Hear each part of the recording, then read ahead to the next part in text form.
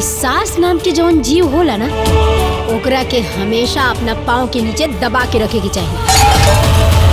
हमारा माँ जी लोग के आदेश हमरा खातिर सर्वोपरि है। अब हमनी के अलग रहे के बा। आज नहीं परिवार में जना भइल, आज हमरा वजह से हो गई। हमनी के एकरा सुख शांति में आग लगा देहल जाई, एकर जीवन तहस नहस कर दिहल जाई।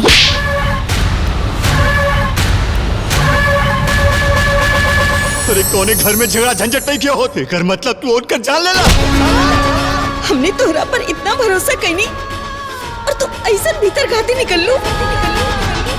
तोहरा के घर में रह के कोनो हक नहीं थे तो कई घर से जाए के पड़ी।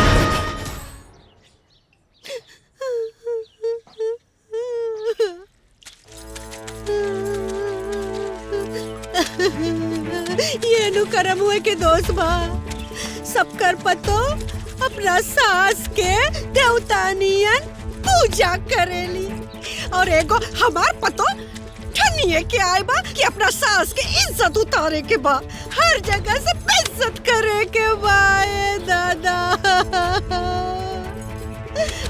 आयो दादा।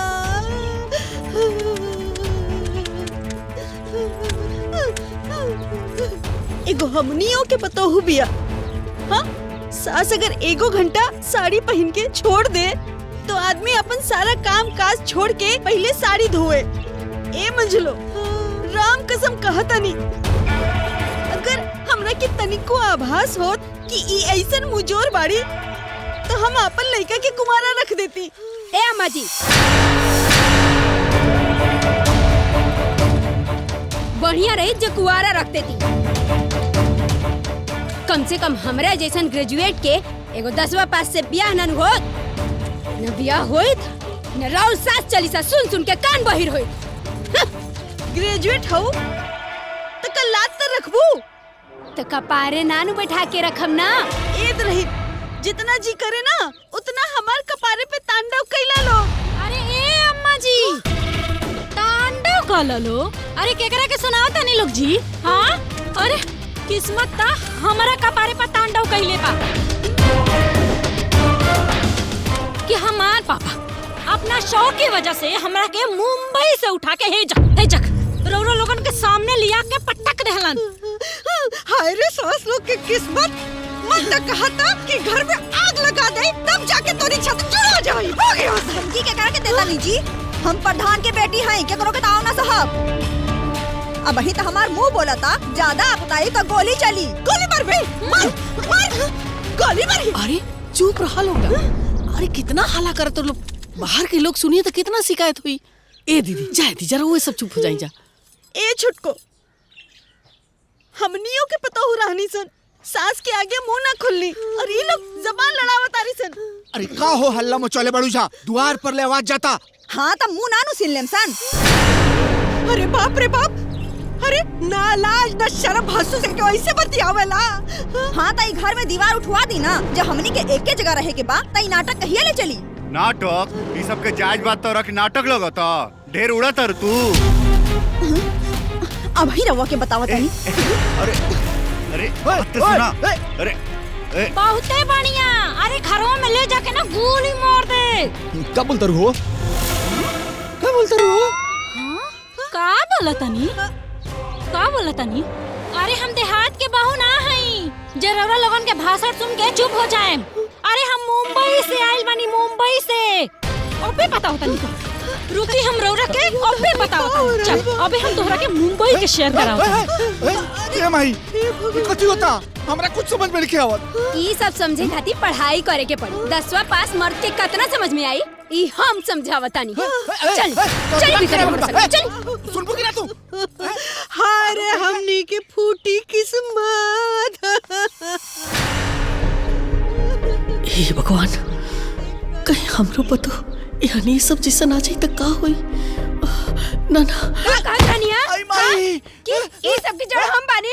हमार तो किस्मत फूट गए कि एमए और पीएचडी लेकर के छोड़ के रउआ निहन 10वां पास के मेहर बन के आ गइल बानी। सॉरी रो काट नहीं के हमरा बराबरी में खड़ा होके बतियावे के। Sorry, I am sorry. का सॉरी? सॉरी बोले के अलावा और कुछ आवेला रहुआ? अरे काहे डांटेलू हो? सुना था आवेला का? I am very sorry. अरे माई बंद करिए अपन नाटक। अरे हम कहाँ मुंबई वाले, रहुआ कहाँ गांव वाला।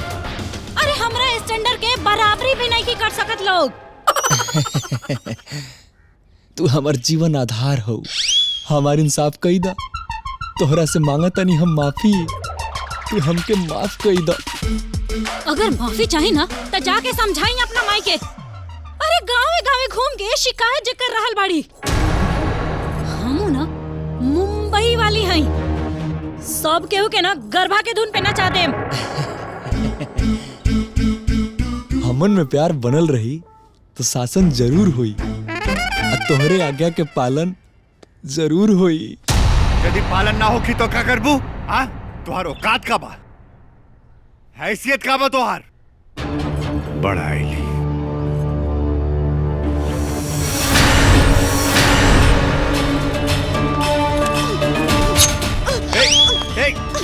हमार पिताजी प्रधान है। हाँ। 4 मर्डर उ कैले बाड़े और हम है उनकर बेटी। 2-4 मर्डर अगर हम करियो देनी ना तो कौनो फर्क ना पड़ी। हालत खराब हो गई। ई हा हमार हैसियत, तो अपन घर वालन के समझा दो, हमार खोपड़ी ना खराब करें, ना तो उनका इज्जत उतारे में टाइम ना लागी।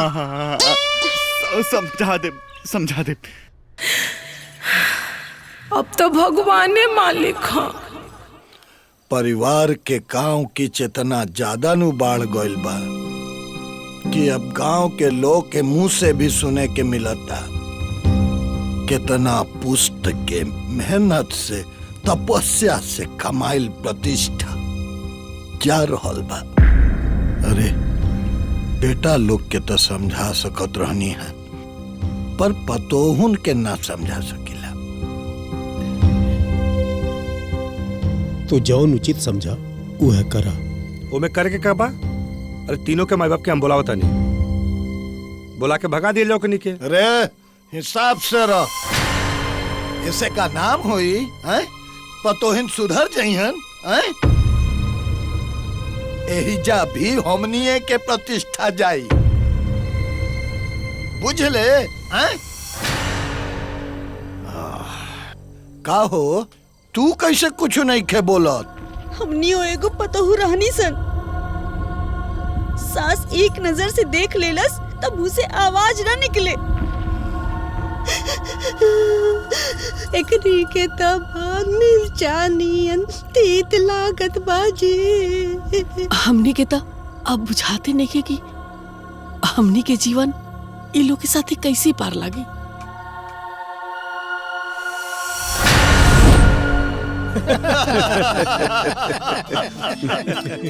यहाँ का पूरा परिवार दिल्ली रहेला, बाकी गांव से भी लगाव बा। उ कहा कि हर छठ हर होली हमनी के सब परिवार गांव में ही रही ले जाए। हमरो मझिलका लड़का के ससुराल वाला बम्बई रहेले। अच्छा, लेकिन गांव से बहुत जुड़ाव बा, यही से गांव में आके बेटी के बियाह कइलन। इहो के इहे विचार बा।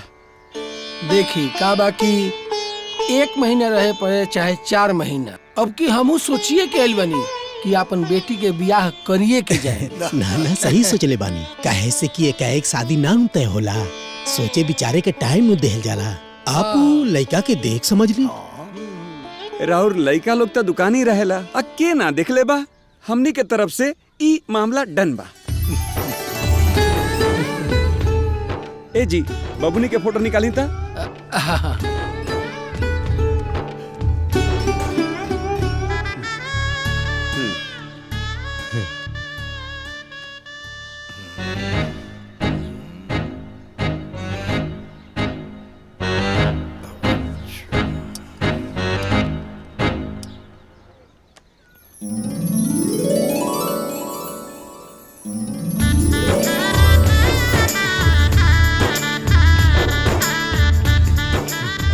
समझ में आइल? हाँ। अगर समझ में आ जाई तो देख देखा हुआ के दिन रखा जाई। ओकरा बाद बियाह के दिन रखाई। देखें जी, हमारी ऑटो फोटो पे विश्वास नहीं किया, काहे कि हमार मानना बा कि सब के तो भगवान बनौले बड़ा। हाँ, केहू 19 केहू 20 ये ना। देखी त राउर विचार हनु। परिवार में बहुत लोग होला, सबके विचार जान लेवे के चाहिए। अच्छा अच्छा।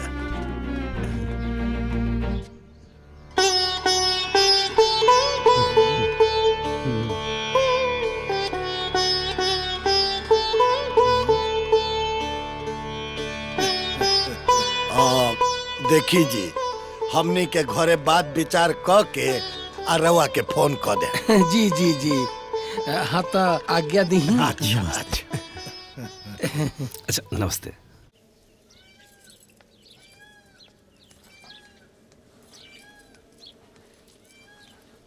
अरे केने बाड़ू हो? अरे आई है निया, एजे बानी। अरे कहाँ खोजावा तारू बतावा। हाँ। तू एजा बैठल बाड़ू? भइल का जी? ला लई फोटो देख ला। ई फोटो देख के का करब? अरे लड़की के देखौकी के दिन भी तू फाइनल करे के बानू। हाँ, पहले लड़किया के बारे में तो पता कर ली, ओकर चाल चलन स्वभाव बुद्धि व्यवहार। हाँ? अब हम ई बात भैया से बोले जाए? रहुआ तो पता बा, ईगो जो 3 गो आइल बाड़ी सन। हाँ? अरे ओहनी के ना बड़ के बुढ़ाई बा ना छोट के छोटाई बा, जब चाहतरी सन केहू ना केहू के इज्जत उतार देता रही सन। अरे एक बार देख तो लेवे दा। ई बात तो रहुआ बहुत अच्छी तरह से जानता नहीं बड़कू के बारे में। वहाँ के जहाँ जाइला लड़की देखे शादी वहीं तय कर दीला, लड़की देखे छोड़ी ला ना। अब वो कहा कि अब भैया के बात के तो खिलाफ जाएब ना, बाकी अब जब तू लोग काबू तो हम देखौकी के दिन फाइनल के दिन तू लोग आपस में राय मशवरा कर लो।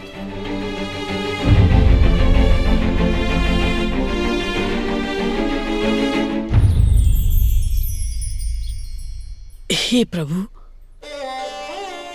हमरा बेटा के बियाह होके जाता, लेकिन पतो वो तीनों के जैसन मत दे।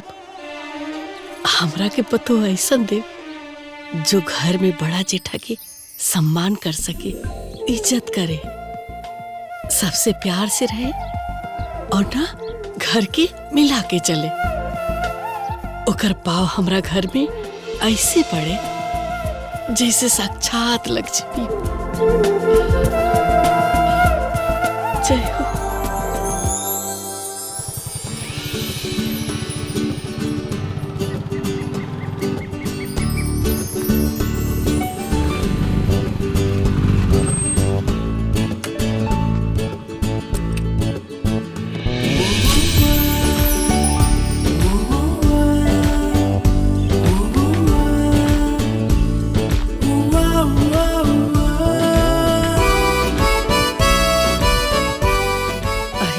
पैर छुए तानी माई। खुश रहा। आ गई नानी घर से? इतना दिन काहे लग गई? अब का बताई माई, जब भी हम वहाँ से निकले करी ना, वो बड़की मामी कौनो न कोनो बहाना बना के हमके रोक लेवत रही है। नानी के यहाँ 2-2 साल पे जाइबा तब मामी लोग तो रोकबे करी। हाँ, अब हम समझ गई नी, अब हर महीना जाइब हम वहाँ। ठीक बा। अरे हाँ, सुना ना,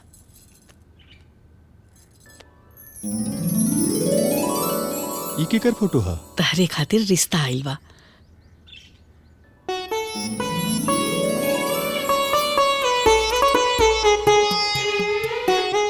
लड़की पसंद बिया बेटा? हाँ माई। अरे एक जगह माथ मार के बैठला से थोड़े ना होई, और कहीं कहीं जाके लड़का देखी लोग। पापा, रुपेश चाचा भी तो लड़का देख ले रहे। लड़का तो बहुत लोग बतावेला लोग, लेकिन हर जगह आदमी नहीं जा सकत। ई काम में समय लगेला। हमरो चाचा अपन बिटिया खातिर 3 महीना से रिश्ता ढूंढा तारे।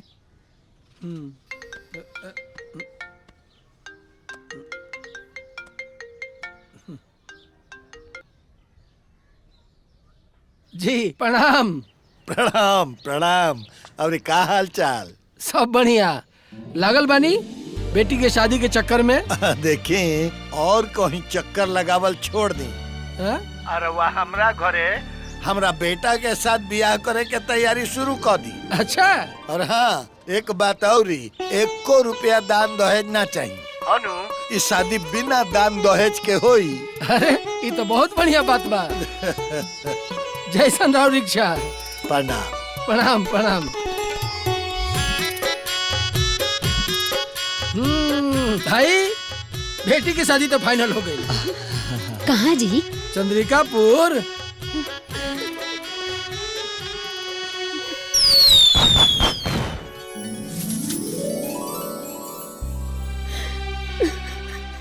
काहे रोता रो? ए जी, जब जब ओकर कपड़ा देखा था तब ओकर बहुत याद आवता। अरे अब 3 दिन गैला भइल बा, लगता कि 3 साल हो गए। एक पल में पूरा घर सुन के चल गए बिया। रोआ मत, सियान बेटी कब तक ले घर में रही। अरे ओकर बियाह हम बहुत बढ़िया घर में कैले बानी। एजा से ज्यादा ओजा खुश रही। बिल्कुल निश्चिंत रहा, रोआ मत।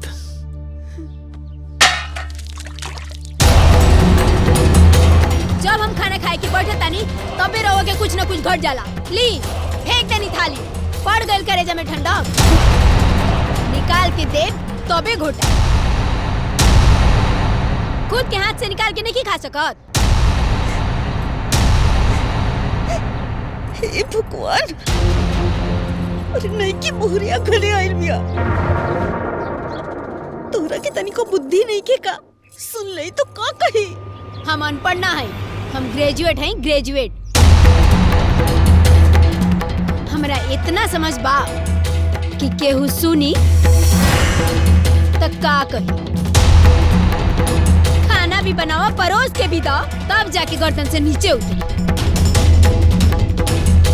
निकाल के खाए में हाथ टूट के गिर जाता का? जाइए यहाँ से। ये तो हमरा के ऐसे बोलत है जैसे हम नौकरानी बन।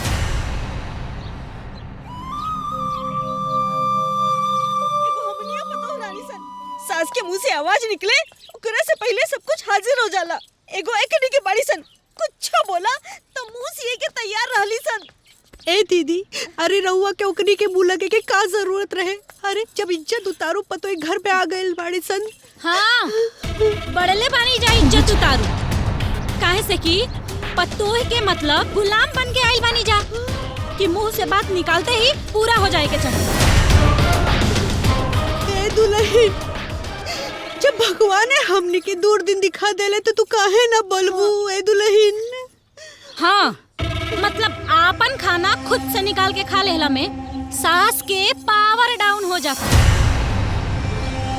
अरे अपने निकाल के खाए के बाना जी, अपन खाना निकाल के खा लेम तो छोट हो जाएम का? ए दुल्हन, तनी हमनियों के मान प्रतिष्ठा के ख्याल रखा। अम्मा जी, ना तो हम एह घर के नौकरानी हैं और ना ही रौरा लोग महारानी।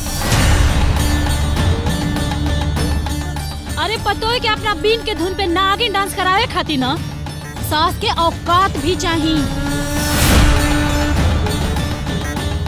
अगर हमरा पापा के एक गांव में ब्याह करे के शौक ना रहित ना तो हम एह घर में थूकहू ना आईती।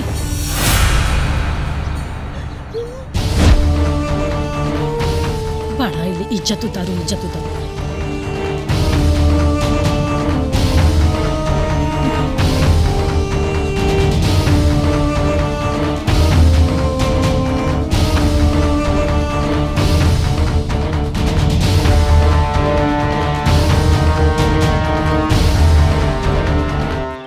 हे दीदी, तनी सुनी ना, ये बड़की दीदी और मछली दीदी अम्मा जी लोग से हमेशा ऐसे ही उल्टा बात और व्यवहार करेनी का?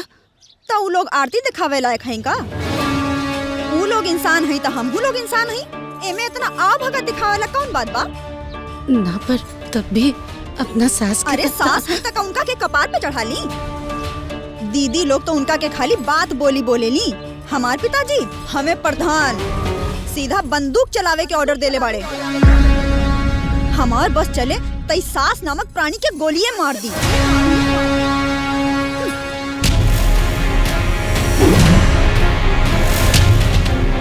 गोली? अरे का बताई, हमनियों के पता रहनी सन। हाँ, आपन सास के देवता नियन पूजत रहनी सन। बाकी तो नहीं कि पतोहू जैसन भी नहीं खेला जात। का भइला माई? अरे ऐसन कपार पे थरिया फेंकलस हाँ कि कपार अभी तक झंझनाता। अरे हमनी के मुंह से कुछ बोलल कठिन कर देले बाड़ी सन। कुछ कहला हसन का? अरे ओकनी तो मौका के ताक में बाड़ी सन, कब हमनी कुछ बोली और वो हमनी के बेइज्जत करे सन। ए माई तू काहे रोआ ताड़ू? रुक का भी हम बतावता नहीं। तू बैठ। अरे बैठा, काहे अपन फजियत करावे चाँद पाड़ा बेटा। अरे ये सोच के मन काट हो जाता, आखिर उ नया पतोहू हमनी के विषय में का सोचत हुई। हाँ। निकाल के दे तबे घोटाई, खुद के हाथ से निकाल के नहीं खा सकत। ना तो हम एह घर के नौकरानी हैं और ना ही रौरा लोग महारानी। अरे पतो है कि अपना बीन के धुन पे नागिन डांस करावे खातिर ना सास के औकात भी चाहिए। अगर हमरा पापा के एक गांव में ब्याह करे के शौक ना रही ना तो हम एह घर में थूकहू ना आईती। अरे सास है तक उनका के कपार पे चढ़ा ली। हमार बस चले तो इस सास नामक प्राणिये के गोली मार दी।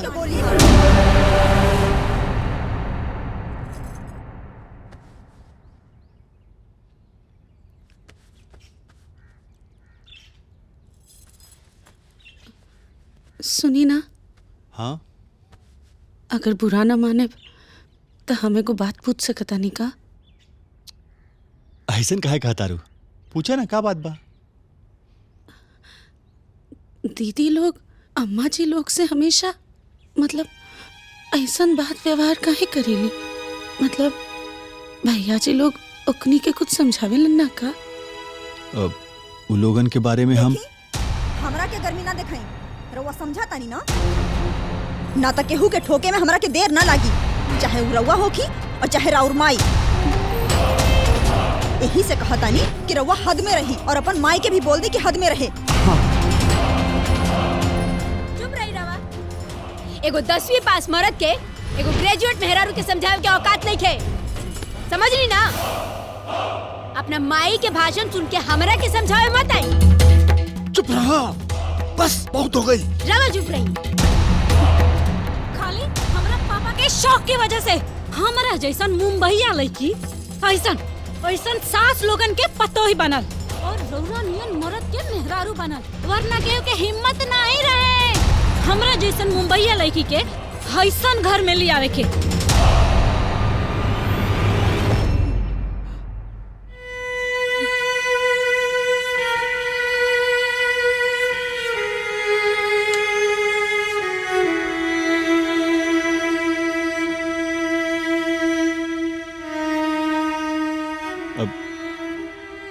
तो कि अपन सब बात के जवाब मिल गई ना?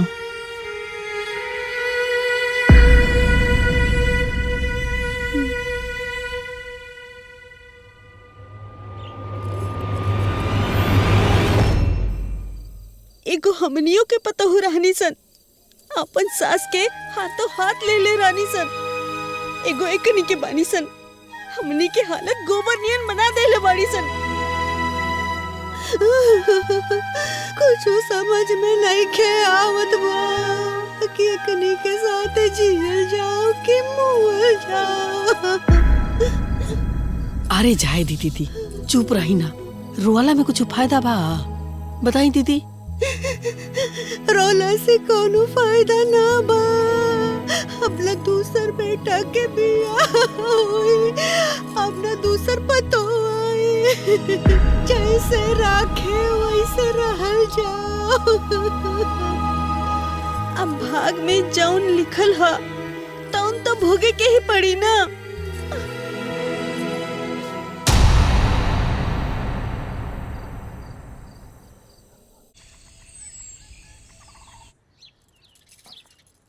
अम्मा जी है चाय ली।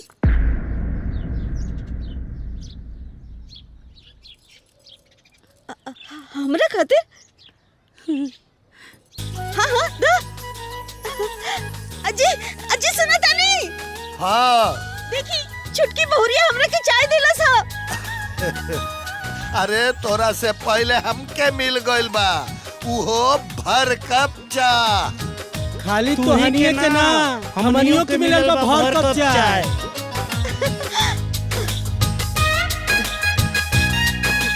अम्मा जी अब जल्दी से चाय पी ली ना तो ठंडा हो जाए। ठीक है?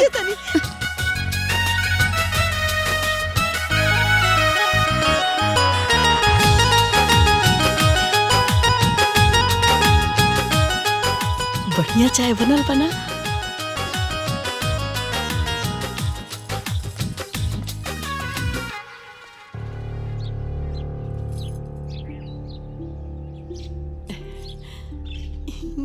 हम हट गए नहीं, तू जा।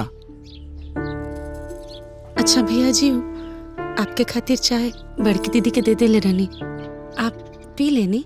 हाँ पी लेनी है।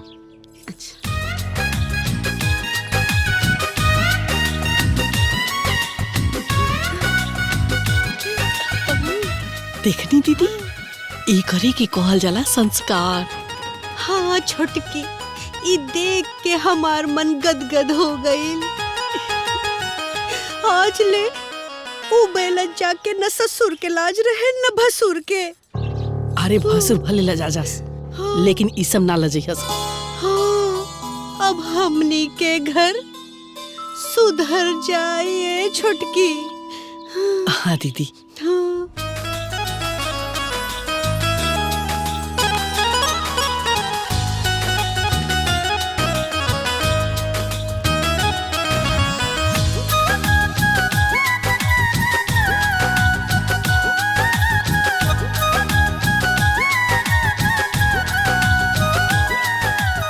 अम्मा जी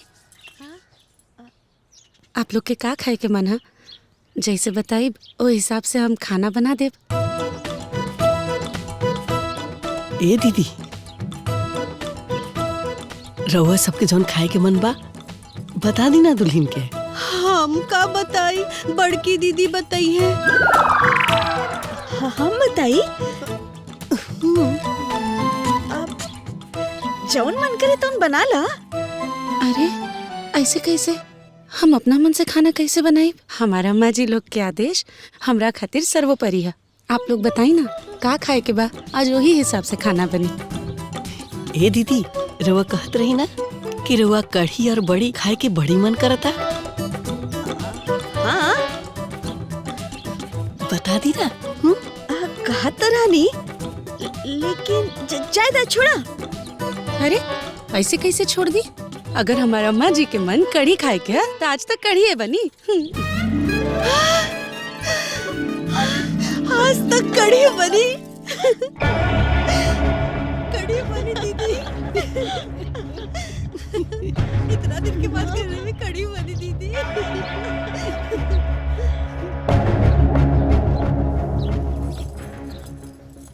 देखा कितना नीक लागत आ रहा खेत, है ना? हाँ वहाँ मजली छोटकी। हाँ दीदी। तनी है ने आवा लोग।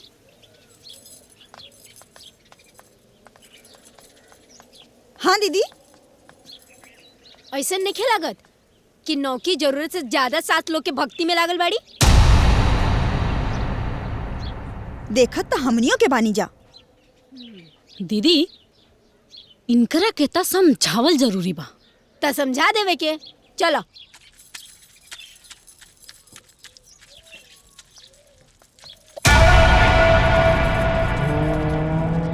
ऐसा लागता कि तू जरूरत से ज्यादा 7 लोगों के भक्ति दिखावत है। हमनी के ना ए घर में तोहरा से पहले आइल बानी जा।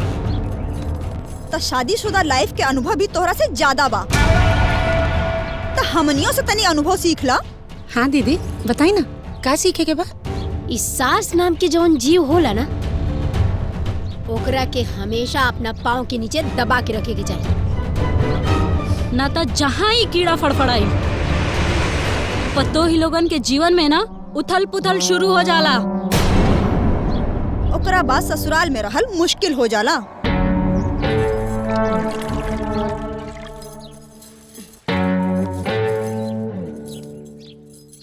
दीदी रउआ ग्रेजुएट है ना? हाँ, होम साइंस से। बाकी हम आपसे तनी ज्यादा ही पढ़ ले बानी। एमए कैले है, वो इंग्लिश मीडियम से। बाकी हमरा पूरा पढ़ाई के दौरान कहीं भी हमके ई ना पढ़ावल गई कि शादी भइला के बाद अपना सास के अपना पैर के नीचे दबा के रखल जाओ।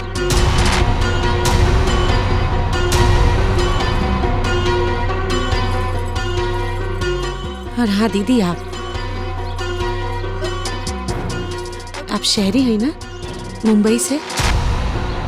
तो हमहू शहरी हैं, दिल्ली से, हमनी के देश के राजधानी से। बाकी शहर हमरा के ऐसा कुछ ना सिखौलस कि अपना माँ जैसन सास के कीड़ा समझे के चाहिए।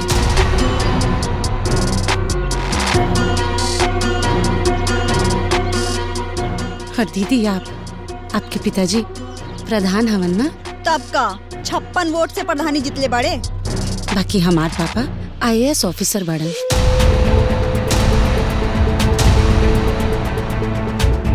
और वो आज ले कब्बो हमके ई ना सिखवले कि अपना ससुराल जाके अपना सास के ही गोली मारे के प्लान करा।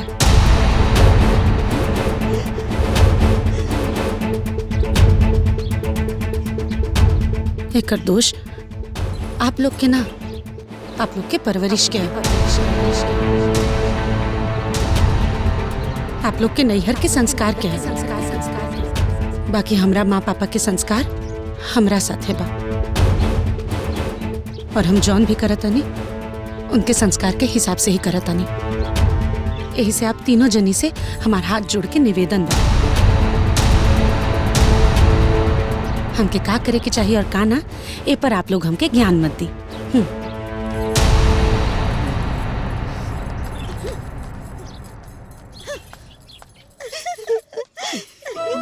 ए दीदी, अब हमनी के रोए के दिन खत्म। काहे से कि बहुरिया आ गइल बा हमनी के ढाल बन के। अब हमनी के सारा दुख खत्म हो गइल बा जब से छोटकी के पतो। छोटकी के पतो ना दीदी, हमनी के पतो। हाँ छोटकी, हमनी के पतो।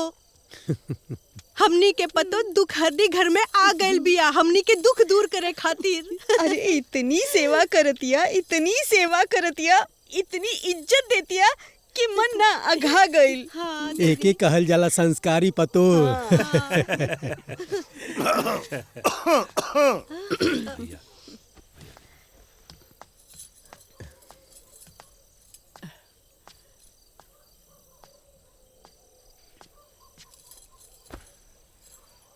का हो, का बात चलता? वो कहा कि भैया जैसे सूरज देवता के वजह से न पूरा पृथ्वी पे अजोर हो जाला, जैसे वो जब से हमन के घर में छोटकी पतो आए लिए नु, ये लोग के चेहरा पे रौनक आ गइल बा भैया।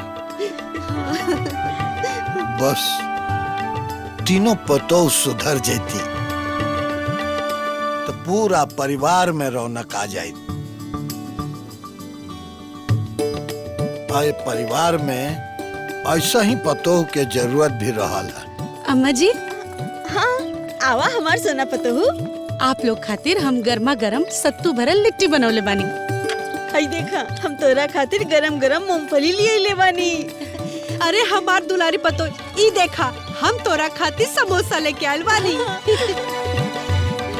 हमर लाडली और प्यारी पतो, हम तारा खातिर गरम गरम इमरती ले बनी। बाप रे बाप, आप सब लोग हमरा के इतना प्यार, इतना दुलार करेनी। अरे तू तो हमनी के इतना इज्जत करेलू। अच्छा अब चली जल्दी जल्दी गर्मा गर्म लिट्टी खा के बताई कैसन बनल बा। तू जा और गर्मा गर्म समोसा इमरती पावा, अपना सास लोग के प्यार दुलार के आनंद उठावा। बाकी इतना सारा हम अकेले कैसे खाई? अरे तू ही तो बाड़ू हमनी के एक दुलारी पतो। अरे तू ना खाइबो तो के खाई? अरे दीदी भी आ गेली, दीदी खाई ना। ऐसन इमरती समोसा मूंगफली हम बहुत खैले बानी। हाँ तो देत के बा। अम्मा जी, हमरा मुंबई में ना ऐसे बढ़िया बढ़िया समोसा और इमरती मिलेला। नाना दीदी ये भी बहुत बढ़िया लगा था, देखी ना तनी खा के देखी। देखा, अरे छोटकी दीदी कम से कम आप तो खाई, गर्मा गर्म समोसा खाई, बहुत बढ़िया बा। हमार बाप ना प्रधान हवन, ऐसा ऐसा समोसा इमरती लोगन में बंटवावेलन, खुद ही खाई।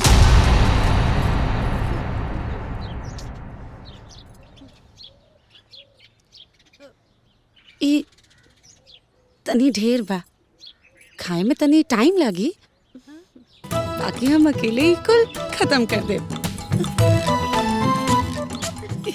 खा लो खा लो। हाँ।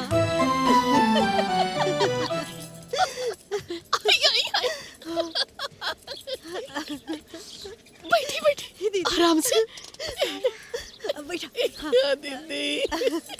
देखनी हा आज के तमाशा।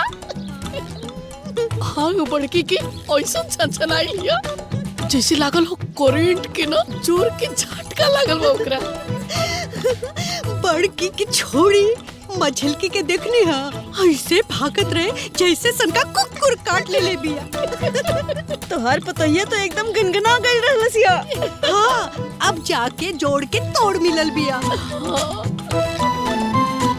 आज हमरा करेजा में ठंडक पहुंच गईल। अब करेजा में हमनी के आग लगाई। का अम्मा जी, हमनी के बेइज्जती करके रौरा लोगन के बहुत मजा आवता ना? हाँ, अरे सब मजा निकल जाई। एक दिन आदर का मिल गई, अपन दशा भूल गई नी लोग। हमनी के अबहियो उहे बानी। ए बुढ़िया लोग, जहिया दिमाग फिर गई ना तहिया तीनों लोग के उठा के छत से नीचे फेंक दे। केकर हिम्मत बाजी?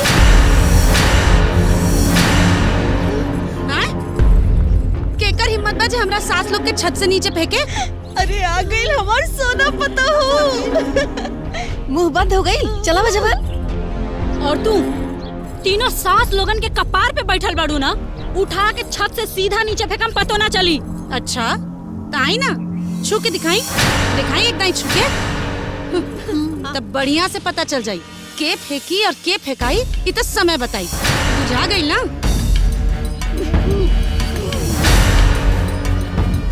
अरे हमार दुलारी पतो, तू समोसा और इमरती खैलू है ना? हाँ अम्मा जी, काहे ना, जोना चीज में आप तीनों लोग के प्यार भरल रहे, वो स्वादिष्ट कैसे न रही? बहुत स्वादिष्ट रही। सही कहा। बाकी स्वाद के साथ साथ उस समोसा खैला के बाद हमरा में तनी जांगर भी बढ़ गई बा। सास और ससुर के साथ कैसे बात कइल जाला, इतना तमीज नहीं खे आप लोग के? हाँ, अब तू हमनी के तमीज सिखाइबू? अब पता ना रही तो सीखे के पड़ी ना। ए बुढ़िया, ये 4 दिन के आयल तोहनी के चमची। ए दीदी, आवाज नीचे, ऊंचा आवाज सुने के हमके आदत नहीं थी। और जबान पर तनी कंट्रोल, ना तो अगर हम आउट ऑफ कंट्रोल हो गई नी ना तो आप सब लोग पर ना एकदम भारी पड़ जाए। अगर हम छोट होके इज्जत देता नी तो आप लोग भी बड़ होके चुपचाप इज्जत ले, ना तो जैसे के साथ वैसा हमरो आवेला। बुझाइल? हाँ? समझ में आइल कि ना?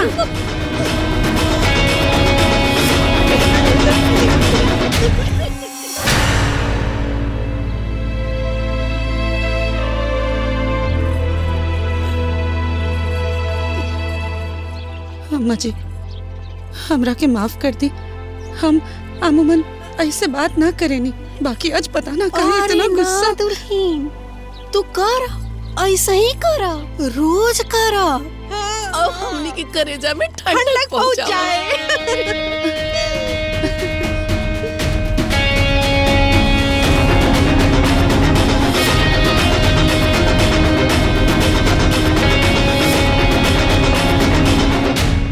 अरे का भइल बाहो? काहे इतना खिसियाइल बाड़ू? अरे हम हाथ जोड़ के पूछा तानी, बता दो। समझा दो अपना माई के, हर बात में नौकी पतो के रानी पतो के रट्टा लगले बड़ी ना, कपार में एगो रोवा ना छोड़ा। अरे रहम करा, हम आई से पूछा तानी। अपने मन के साफ करा। हम हाथ जोड़तनी, माई के माफ करा, ना बिल्कुल माफ ना करम। अरे राउर माई अपना रानी पतोही के कपारे पर बैठौले बाड़ी। अगर वो रानी पतोही है तो हम कहाँ हैं? तुहार सिंहासन कबो ना हिली, तोहके तुहार सिंहासन जरूर मिली। अरे ऐसन कोनो बात नहीं के, तू माई के दुलरी पुताऊ हो। अरे खाक दुलरी पतो, केहू जलेबी खियावता, केहू इमरती खियावता। बात बात में दुलारी पतो, दुलारी पतो, दुलारी पतो। अरे वही दुलारी पतो के सामने एक दिन बुढ़िया के खेटिया दबा देब हम उनकर पतो ना हई। अच्छा अच्छा रुका रुका, हम अभी माई से बात करता नहीं। हाँ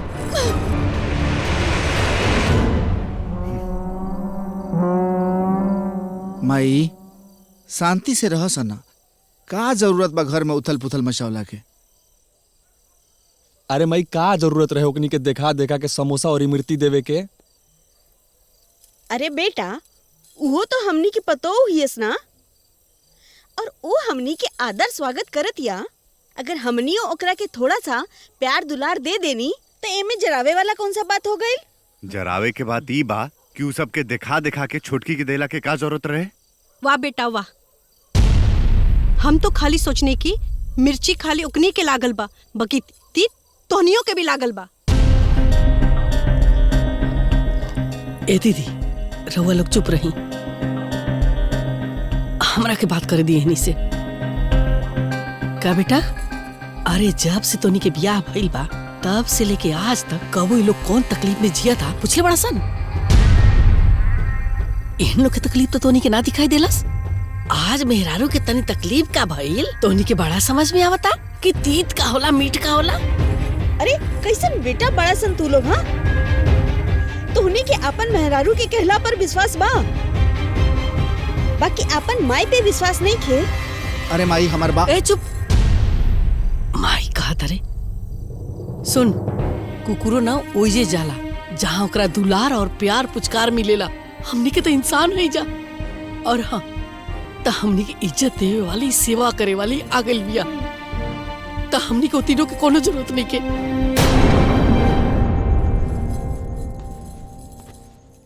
का हो घर में कोनो झगड़ा भइल रहे का? कुछ ना, बस आपके भाभी लोग के मन में असंतोष आ गइल बा। अच्छा तब देख ली हैं भैया लोग बड़ा अपसेट रहला ना। हम अम्मा जी लोग के आदर करता नहीं, ऐसे दीदी लोग के पेट में बत्ती होता, और दीदी लोग के पेट बत्ता तो ऐसे अब भैया लोग के भी तकलीफ हो रहा बा। भैया लोग भी? ये भाभी लोग भी ना खुद तक केहू का आदर न करी है, और जे आदर करा था ओकरा से टेंशन। ये कौन बात भइल? अरे अब ये बात उकनी के समझावे जाए, बताई तक नहीं। देखा उ लोगन के समझावे के कोनो जरूरत नहीं के, तू जवन करा तारू तू उहे करा, बाकी बस अपन बहू होके के अच्छे से फर्ज निभैया। वो तो हमरा संस्कार में बाजी, हम तो पक्का निभाई,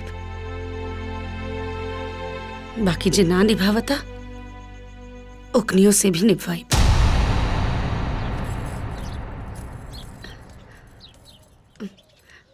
दीदी बाहर ना मेहमान लोग आइल बा, हम बहरा नहीं खी जा सकत, तो का हम ही हलवा बनौले बानी, आप तनी बहरा पहुंचा दे। बड़ी अलबड़ी पहुंचा दो। दीदी देखी ना हलवा बनौले बानी, अगर देर हो जाए तो ठंडा हो जाए, मेहमान लोग के अच्छा ना लगी। आप ही तनी बहरा जाके दे दी ना, हम कैसे जाएं?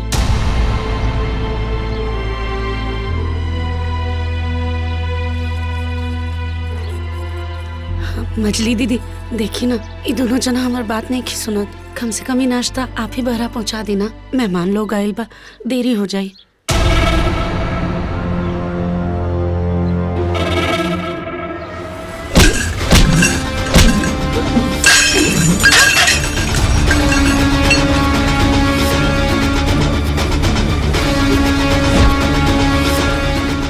अरे तोहरा ये घर में आइले 4 दिन ना भई और ते हमरा के ऑर्डर देता रे? अरे तोर दिमाग होश में बाटे की ना? इस सास के कपारी पे जो बैठल बड़ी ना, तो हमनी के शासन सहे के पड़ी। यही से ता दीदी हलवा जमीन पर गिर गइल बा, अब नाश्ता खियावे में देर नहीं के होत का? अरे ते ना अपना हद में रह, नहीं तो अगर हम अपन हद पार कर देनी ना तो हद हो जाई। अरे हम मुंबई से हेजक तोहार ऑर्डर माने खातिर नहीं आई। और हम अपन मर्द के ऑर्डर बर्दाश्त ना कर सकेनी तो तू के हो? हम प्रधान के बेटी हई, भूलिया ना। एगो बात अपना दिमाग में अच्छा से डाल ले। हमनी के आज तक केहू के गुलामी ना कैले हई और ना ही कबो करब जा।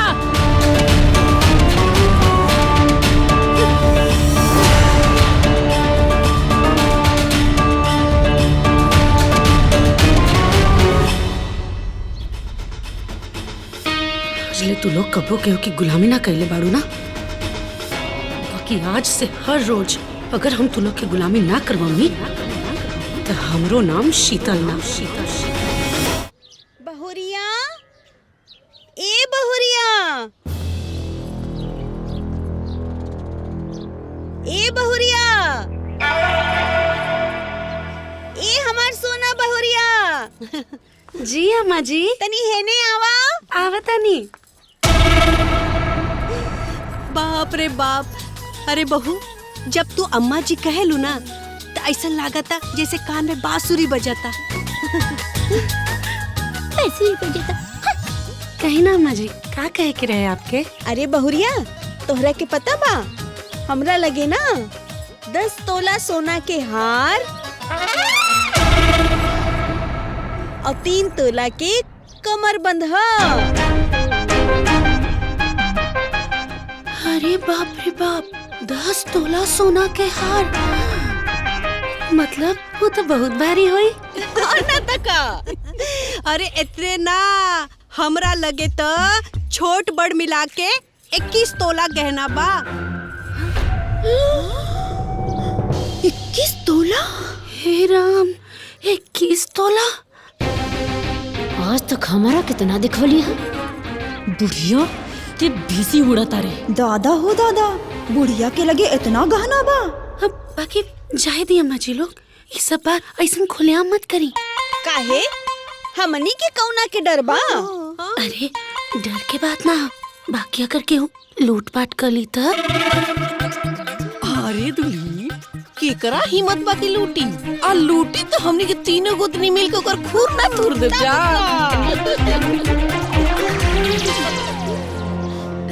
समझ ला दुल्हीन, हमनी के सारा गहना आज से तोहार। ओए बाप, अच्छा सब गहना मतलब तीनों अम्मा जी लोग के कुल गहना हमार? अरे जे हमनी के करी उहे नु गहना धरी। और अम्मा जी जे ना करी उ? ठन ठन गोपाल।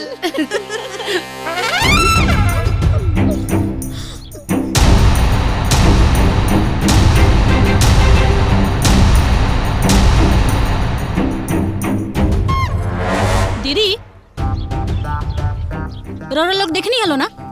अरे तीनों बुढ़िया कैसे अंगूठा दिखा के कहत रही हसन कि ठन ठन गोपाल। अरे जब हमनी के कुछ मिलवे ना करी तब अलगा हो जाए के। अरे पगलेट, ये तो नौकी चाहतिया। अलग होके का मिली? घंटी हिलाइसन? घंटी ना, घंटा हिलाइसन। हाँ, तका अब हमनी के ओ लोगन के शासन सहे के।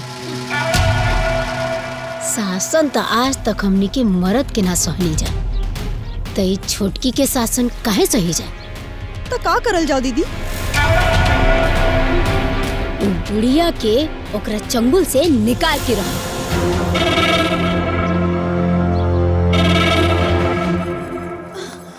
ओ कैसे दीदी? हाँ? जवन काम ऊ करतिया, अब ऊ काम हमनी के करे के पड़ी। कौन काम दीदी? बुढ़िया सन के सेवा। आज तक तो हमनी बुढ़ियन के सेवा ना कईनी, अब कौन मुँह से सेवा करल जाए उनके? ये सब मत सोचलो, न तो हाथ में कुछ ना आई। और ये सेवा सिर्फ और सिर्फ गहना खातिर हो। मतलब ही कि वो कहावत सुन ले बानी लोग ना कि जरूरत पड़ला पे गधा के भी अपन बाप बनावे के पड़ेला। फुल पगलेट किया।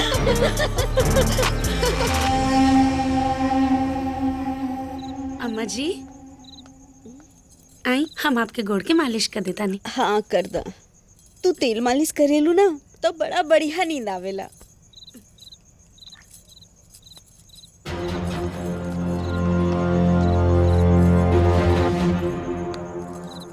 ए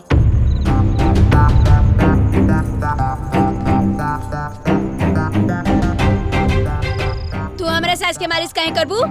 हम का मर गइल बनी? हटा, हम मालिश करब। जाके तू ना अपना सास के मालिश करा। अरे तो दीदी हम कहाँ रोकता नहीं, कर ली आप लोग मालिश। हाँ तो कहीं भी करम जा। जा तू निकला। ठीक बा।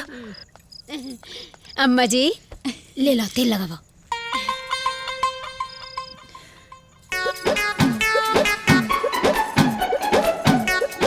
हाथ दे अम्मा जी।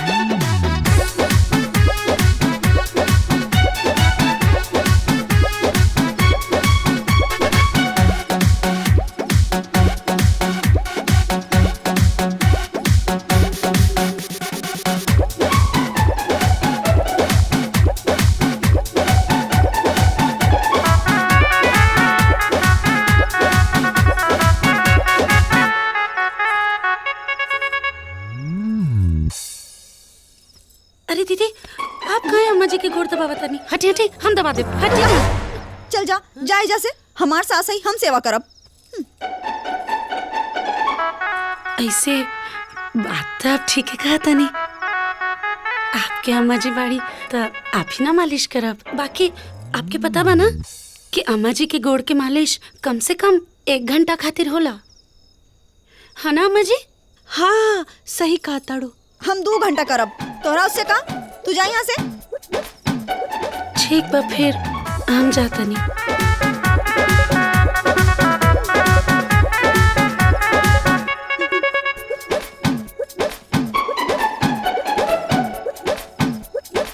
ई बुढ़िया के गोड़ कितना लकड़ी नियन बा। अरे बहुरिया, अरे काहे मुअल मतिन दबाव ताड़ी। अरे देख नौकी बहुरिया कितना बढ़िया गोड़ दबावेले। तनी कड़क हाथ से दबाओ। ठीक बा अम्मा जी दबावतानी।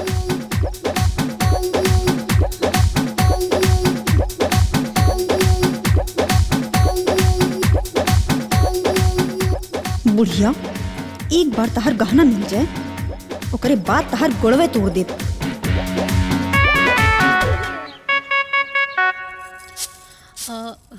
दीदी अरे ये दोनों बुढ़ियन के ना कड़ी बड़ी बहुते पसंद बा।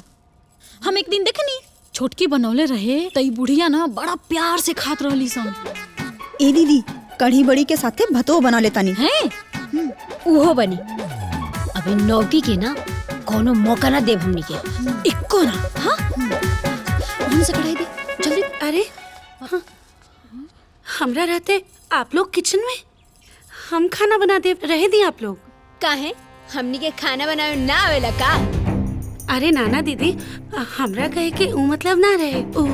हमरा रहते आप सब लोग के खाना बनावे के पड़ी तब तो हमरा ऊपर लानत बना। हम ना बनावे दे। जाई जाई बहरा जाई। अच्छा तो अब तू रोकबू हमनी के? हाँ अरे ई मत बोला कि तोहरा से पहले हमनी के घर में आइल बानी जा। आज से अपन सास के खातिर खाना हमनी के बनाई सन। बाकी दीदी अम्मा जी लोग के कड़ी बड़ी तो हमरे हाथ के ही नीमन लागेला ना दीदी। अरे हमरो हाथ के कड़ी बड़ी खा के ना उंगली चाटत रह जाए लोग।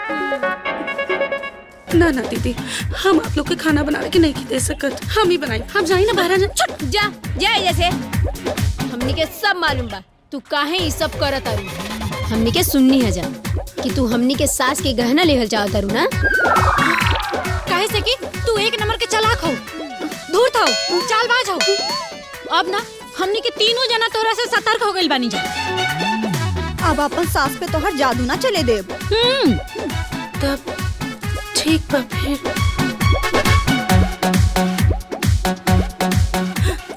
बड़की अम्मा जी। हाँ हमार सोना पतोहू बोला। वो आप कहत रहनी ना पूरी खाइले ढेर दिन हो गइल। हाँ हाँ। साथ में का कहत रहनी? हाँ हाँ खीरा ना। हाँ वो बना के लेके आवा ना दुल्हन। अच्छा अच्छा ठीक बा। ठीक बा दीदी, तो आप लोग तई कढ़ी बड़ी भात बना दी, बाकी ओकरा बाद तो अम्मा जी लोग खातिर पूरी और खीर तो हम ही बनाई आप लोग के बाद। ठीक है ना ना, खीर हमनी के सास खातिर हमनी के बनाई जा। हमनी के अपना सास खातिर ना दाल चावल खीर पूरी कढ़ी बड़ी सब बना लेबे के। तू जा निकला यहाँ से, निकला। पक्का आप लोग सब बना ले? हाँ हाँ हाँ, पक्का पक्का जा जा। ठीक बात। अब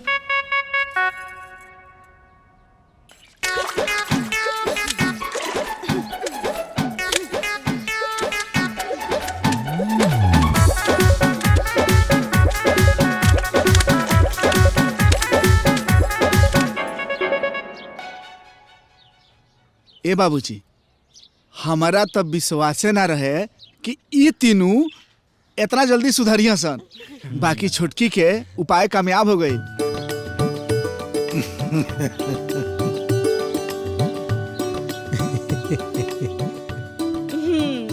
देखी ना आंगन में पूरा बिछौना लेके धोवा दिया।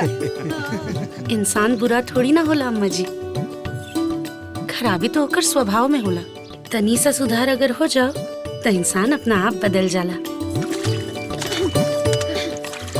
भैया वो कहल जाला ना कि आदमी का नेचर और सिग्नेचर कबो ना बदलेला। ये छोटकी बहू सब बदल दी। सही कहा तारे। हाँ हो दादा, जानवर इंसान बन गई, हमार बहू सुधर गई। हाँ दीदी ठीक कहा तानी। जौन पतो सब हमने के आज तक प्यार के एक नजर से ना देखले हुई सन, ओहनी की आज हमने की सेवा करो तारी सन। मने ये बात तो साबित हो गई कि ओकनी के अंदर गुण बा, लेकिन खाली अपना मन बढ़ोई के वजह से काम ना करत रही सन। हाँ भैया तू सही कहा था। देखा ना आज कपड़ा लता घर बर्तन सब करतानी, तू भी रगड़ रगड़ के। अरे मछली पकड़, अरे पकड़ ना, घूम जा। ए दीदी तू लोग करो। घूम जा, घूम जा।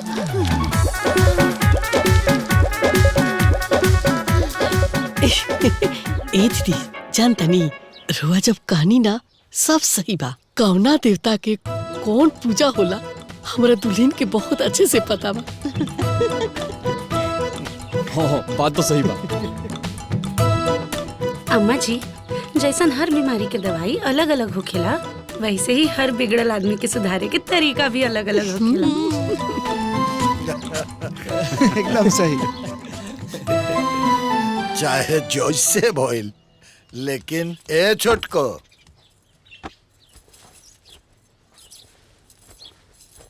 तू जानवर औरतन के ना इंसान बना दे लो।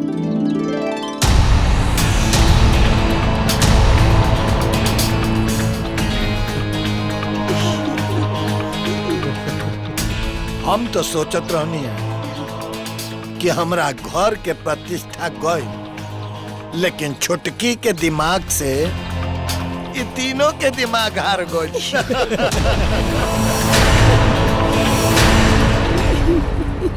ए दीदी हमर दुल्हन हमरा से कहली है कि अम्मा जी हम ना दीदी लोग से घर के सब काम करवा ले, बस रुआ सब चुपचाप हमरा ड्रामा में हमारे साथ दिए।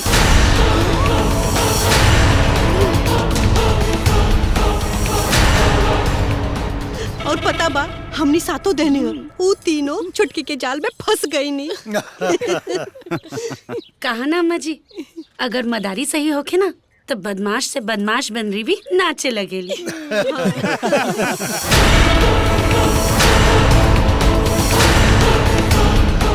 सही कहा तारू बहू, तोहरे जैसन मदारी हिनू अपनी के नाच नचा सकेला, बाकी हमनी के तक हरिये गइल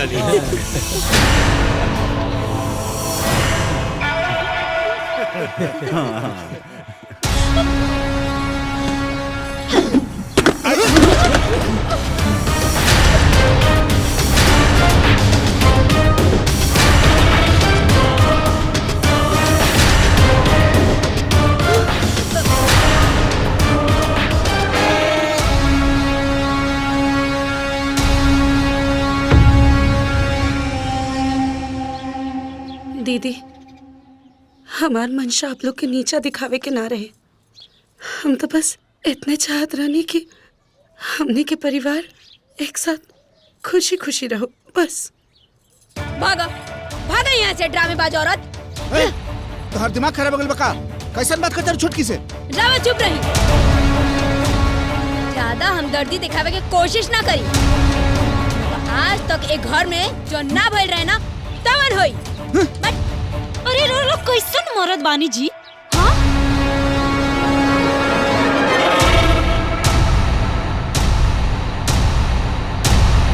अरे अपना मेहरारू के बेइज्जती सुन के रो रो लोगन के लाज नहीं लागल ह?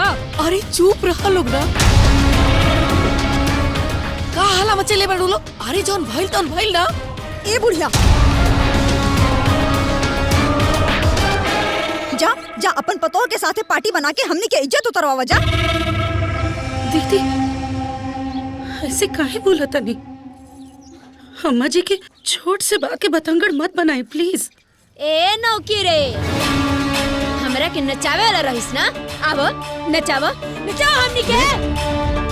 ए दुल्हन, अरे ई लोगन के मुंह मत लगा, ई लोग बेशरम बाड़ी सन। ए बुढ़िया, पतोह के बदनामी करावे में मजा आयल ना तोरा के? हाँ? ए, पागल हो का?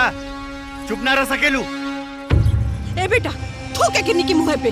अरे जे दूसरा की इज्जत ना करे, ओकर इज्जत कबो ना करे के चाहिए। अरे नहीं चाहिए इज्जत उहा हमनी के। हाँ? अरे हमनी के इज्जत के तोहन लोग तमाशा बना के नौटंकी बतियावता रहो। ए, तू लोग हद पार कर रहल बड़ा जा। कंट्रोल में रहा, ना तो ठीक ना होई बता देता नी। नाटका।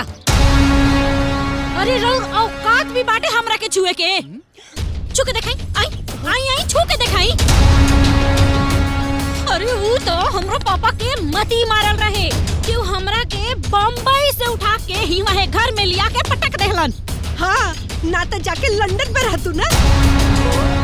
अरे तोहर मुंबई सूरत ता हमार माथा गुआ गइल बा। और कितना तमाशा करबू लोग? पूरा गांव जवार जान जाई तब तोनी के शांति मिली। ए 10वीं पास, रउआ हमनी के तमाशा देखता नी? हाँ? एक घर में सब लोग सही बा, खाली हमनी के गलत बा। तो ई तो सबही के पता बा कि तोहनी लोग कितना गलत बाड़ू। हाँ तो ठीक बा ना, हमनी के परिवार अलग कर दी।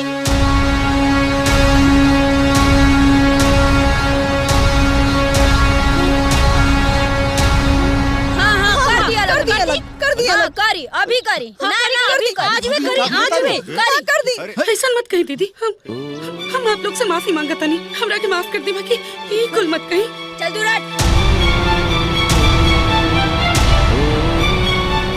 हे दीदी, आपके हमरा के जौन भी सजा देवे के बा दे दी, बाकी घर छोड़ के अलग होके के बात मत करी। अगर हमरा चलते ही ये परिवार टूट जाए तब हम अपना आप के कबो माफ ना कर पाए भी। ये ख्याल भी अपना मन से निकाल दी ना। ते हमनी के गोड़ पे गिर के नाक काहे ना रगड़। बाकी अब हमनी के फैसला हो चुकल बा। अब हमनी के अलग रहेंगे बा। ना दीदी ऐसा मत कही। ये ख्याल भी अपना मन में मत लेके आई। बस ये ख्याल भी अपना मन ना दो। उठा दो। अरे ये सब लायक है नहीं किसान कि इनके गोड़ पे गिरा जाए। अरे इनके मुंह पे थूके लायक बड़ी सान। अरे बुढ़िया ने अलगाई तीनों के, कम से कम घर में शांति तो बना रही। ए छोटको, ई कौन भाषा बोला तारू तू? कहे रउआ तब से इनकर बात नहीं के सुनत का? एकनी के जौन कुछ कहिया तौने होई का? अरे इतना कुल तो हो गइल, अब रउआ आके गोड़ धरिए का? अरे तनी शांत रहा लोग। जौन काम शांति से होला उ काम हल्ला कैले से ना होला। हाँ तो कर देना रहे फैसला। हमरा जीते एक घर में केहू अलग ना रही। अरे बाबूजी और अब हमने के केहू अलग होकला से नहीं के रोक सका।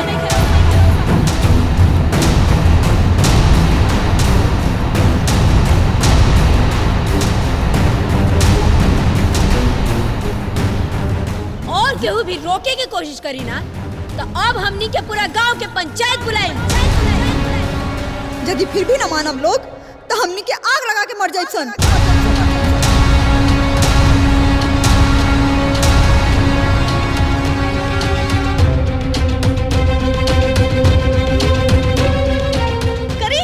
करिए फैसला करी।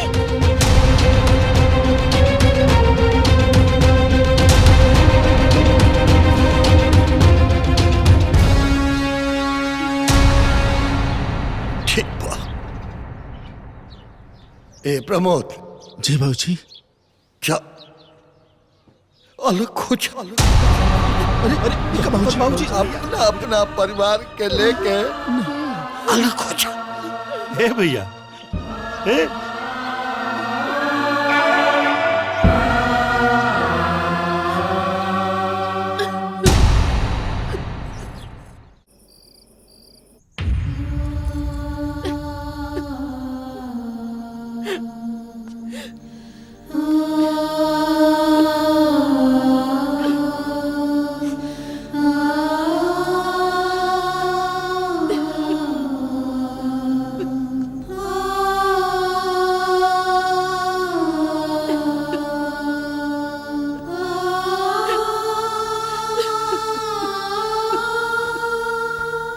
अरे शीतल का भइल? तू काहे रोवा तारू? आज ले परिवार में जना भइल।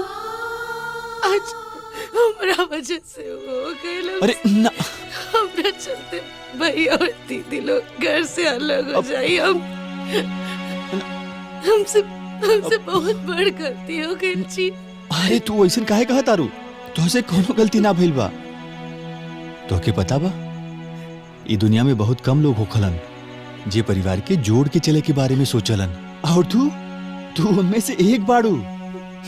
वैसे भी भाभी लोगन के बारे में पूरा परिवार जानेला।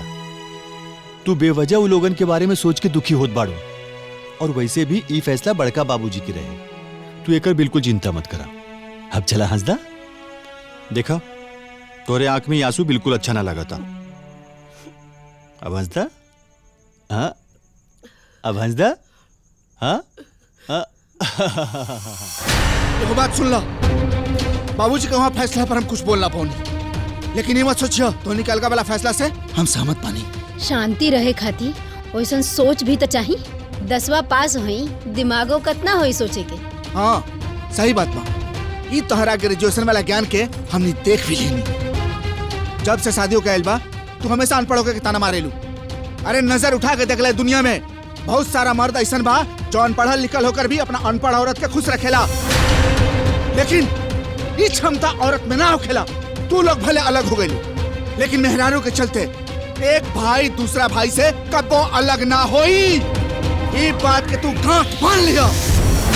तू भले ही खुश होबू, लेकिन हम बिल्कुल खुश नहीं थी। हाँ तो रही कैसे? हाँ अरे जौवन लड़की बम्बई के चकाचौंध छोड़ के हे गांव के सड़ियल लोगन के बीच में आ गई, वो भला का करी? हम ना बोलेनी तोरा के घर में। तोर बाप अइलन तोर बियाह हमरा से करे घर में। ते तो बम्बई छोड़ के आई रहले ना। सोच सीता मैया के बारे में, जे अपन पति परमेश्वर पुरुषोत्तम श्री राम भगवान खातिर अपन महल भी छोड़ दली। और ते और एक बात जान ली है, हमार परिवार हमरा साथे हमेशा रहल बा। खाली तो कुली कइला के वजह से हमनी के साथ कबो न छूटी। हमके राउर फालतू बकवास नहीं के सुने के बाप। सही बात गलत आदमी के हमेशा फालतू और बकवास लगेला। कालेलू अपन मुंह के, कालेलू सबसे अलग अपना के। अब केकरा गोली मारबू? हाँ हम बनी तारा सामने। मारा हमरा के गोली मारता। जवन तू कैलू है ना वो हमरा के मंजूर बा, तारा लोगन के सोच, तारा लोगन के मुबारक।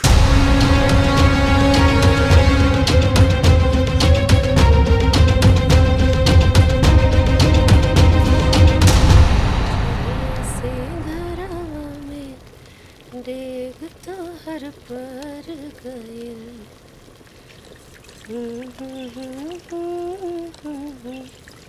अंगना उतर गए।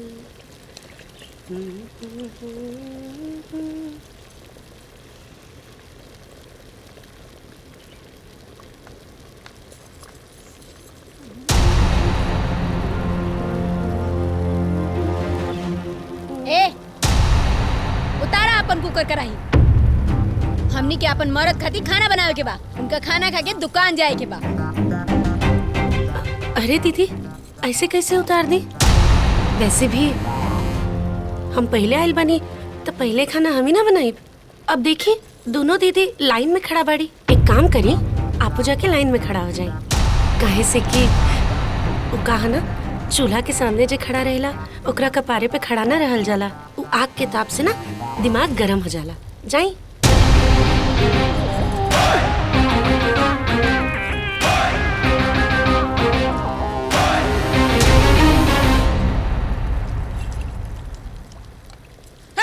और कितना टाइम लगी? अरे दीदी अभी तो कुकर के पहला सीटी लगल है, अभी 4 से 5 सीटी और लागी तब नु जाके दाल बनी।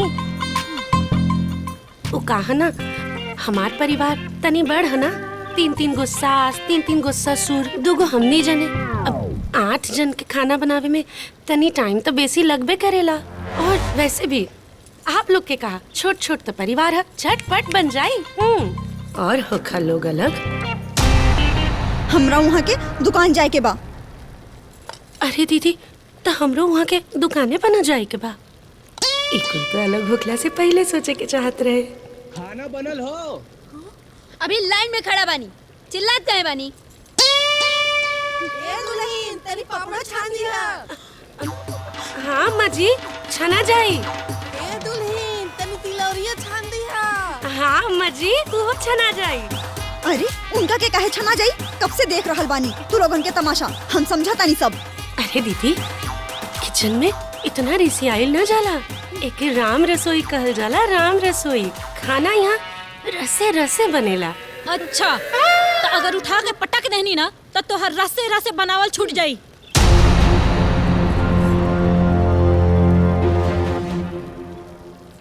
कहा ना दीदी अंग्रेजी में एगो कहावत है, to earn respect you must first learn to give respect. Alright बुझाइल ना? दीदी आप तो ग्रेजुएट बानी ना, तनी इनके समझाई तो का कहनी हम। अगर दूसरों से इज्जत पाना है उसे पहले दूसरों की इज्जत। तब समझ में आइल। वो कहा ना भगवान हाथ हमरो के देले बाड़न, मुंह भी देले बाड़न और जांगर भी देले बाड़न। समझ में आ गई ना? बाकी इज्जत करी ले, यही से चुप रही ले। यही से आप भी शांति से लाइन में खड़ा रही। जब हमार खाना बन जाई ओकरा बाद ही खाना बनी आप लोग के। तो ठीक बा, आज हमनी के तीनों जाना तोहरे नाम के उपवास रखम जा।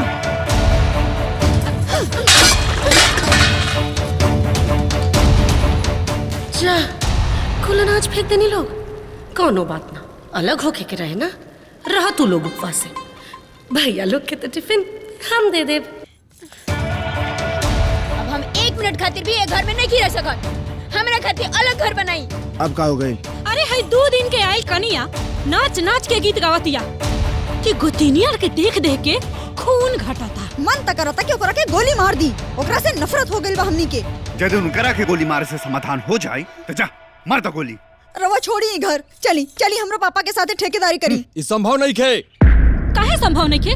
हाँ अरे हम रौरा खातिर मुंबई छोड़ के हे गांव में आके अपन किस्मत फोड़ सकीले। तो रौरा हमरा साथे मुंबई नहीं की चल सकत? हम अपना माई बाप के छोड़ नहीं की सकत। रउआ 10वीं पास पर टीचर से हमरा ये उम्मीद रहे। बाकी एक बात कान खोल के सुन लो, राउर माई बाप से हमारा कौन मतलब नहीं खे। अरे राउर माई बाप हमारा खातिर कुछ ना है। रवा के माँ बाप गए चूल्हा भाड़ में। ये घर के शांति खातिर, इज्जत प्रतिष्ठा खातिर तोहार हर बात बर्दाश्त करनी हम। तोहरा चलते हम अपन माई बाबूजी से अलग हो गए बानी, वो बर्दाश्त कहीं। अरे ऐसा रिश्ता के तो लात मारता नहीं हम। आज से तोर और हमार संबंध हमेशा हमेशा खातिर खत्म। आ तू हट।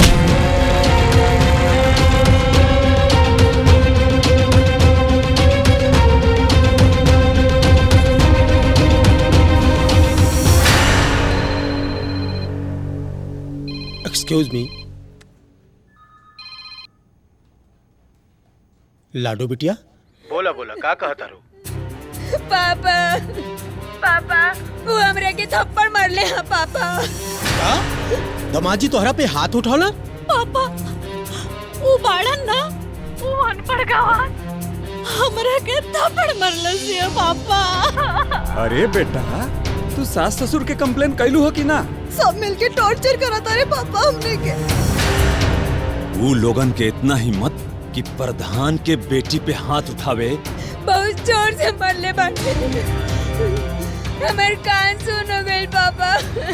हम लोगन के ईंट से ईंट बजा दे, उनकर सारा गर्मी हम निकाल दे। बैंड बजा दे, हम जेल करा दे लोगन के। हम बंदूक लेके आई हो, हम अपन हाथ से गोली मारा बुनका के। तू चिंता मत कर बेटी, हम आ रहल बानी।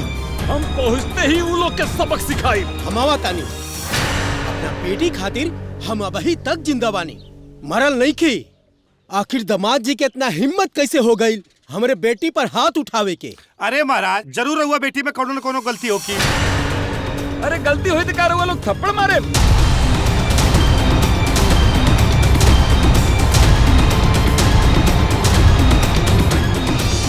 अरे बम्बई से पुलिस बुलाई और बम्बई से केस करो हम। चिल्लात काहे बड़ा? आराम से भी बात हो सकेला। कहे आराम से बात करी जी। हाँ तो हार लड़का हमार लड़की के ऊपर हाथ उठावलस कैसे? हम प्रधान हैं और पूरा गांव के लोग जानता कि हम अपने हाथ से 3 लोगन के गोली मार ले बानी। का मतलब हमनी के गोली मार देब का?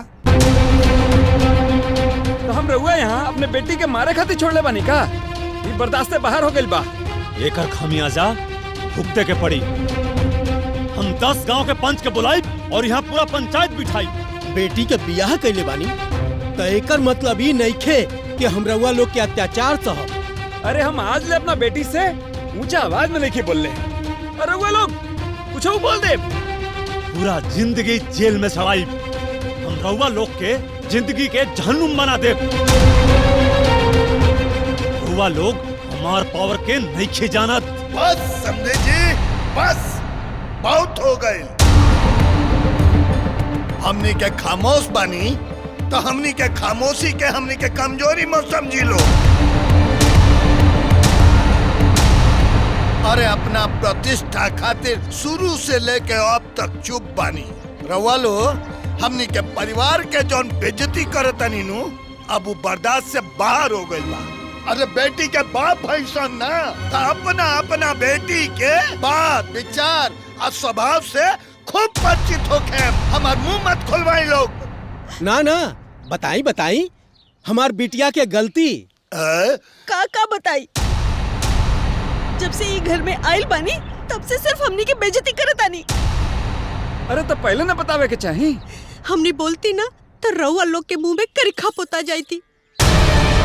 अरे ऐसन पतो से नीमन तो हमनी के पतो ना रहती तो ज्यादा अच्छा रहती। तो ठीक बा, हमनी सब ले जाते नहीं जा अपनी बेटी के, और रउआ लोग बिना पतो के रही। ले जाई। हाँ ले जाए रउआ। चलो बेटी चलो। रुक जाए लो।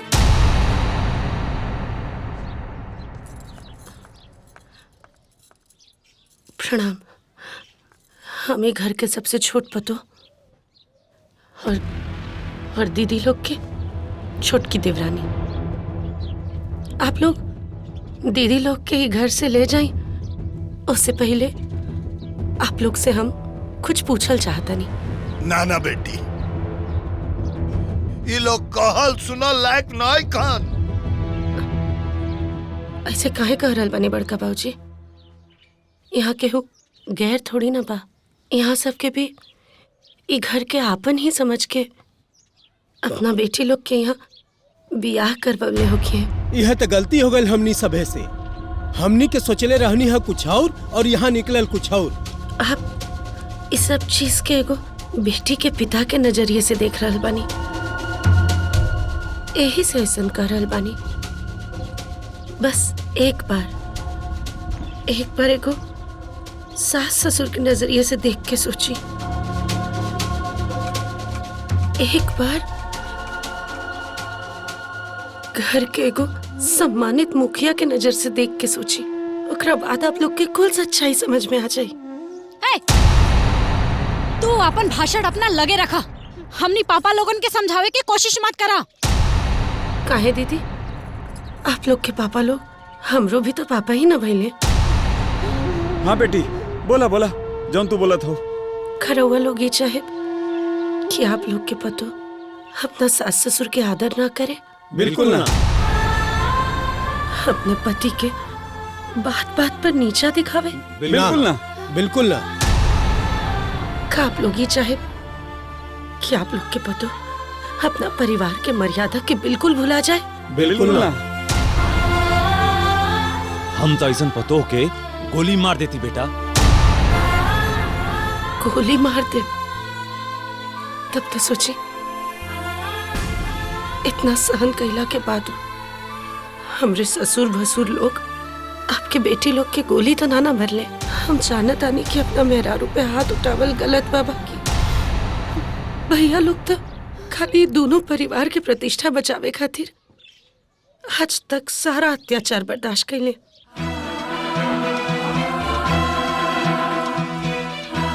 पापा जी, का बड़की दीदी के ग्रेजुएशन यहीं से करवानी है ताकि वो बात बात पर भैया के 10वीं फेल करके ताना मारे। बस यही से भैया के सब्र टूटल।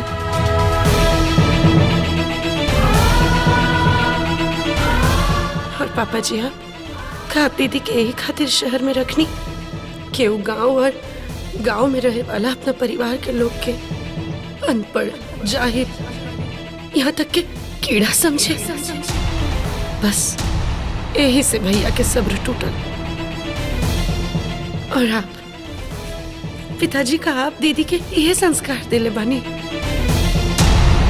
कि अगर ससुरा के कोनो बात अच्छा ना लगे तो आप अपना ससुराल वालन के बात बात पर गोली मारे के धमकी दिए। ना बेटा, कोनो माँ बाप अपना बेटा के ऐसा संस्कार ना देला। यही से भैया के सब्र टूटल।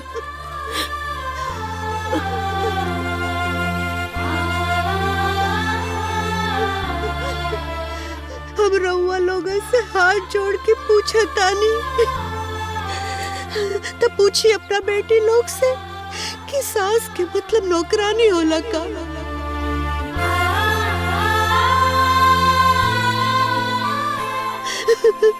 सास के मतलब कुकुर होला का? सास के मतलब दुश्मन होला का? हमने के अपना पैर के गोड़ के नीचे दबा के रख ले बानी सन, हमने के बेइज्जत करत बानी सन। बस समझे, बस समझे जी। अगर हम अपने लइकन के तनिको इशारा क दे और बेटियन के धक्का मार के अब तक ले घर से बाहर क देते।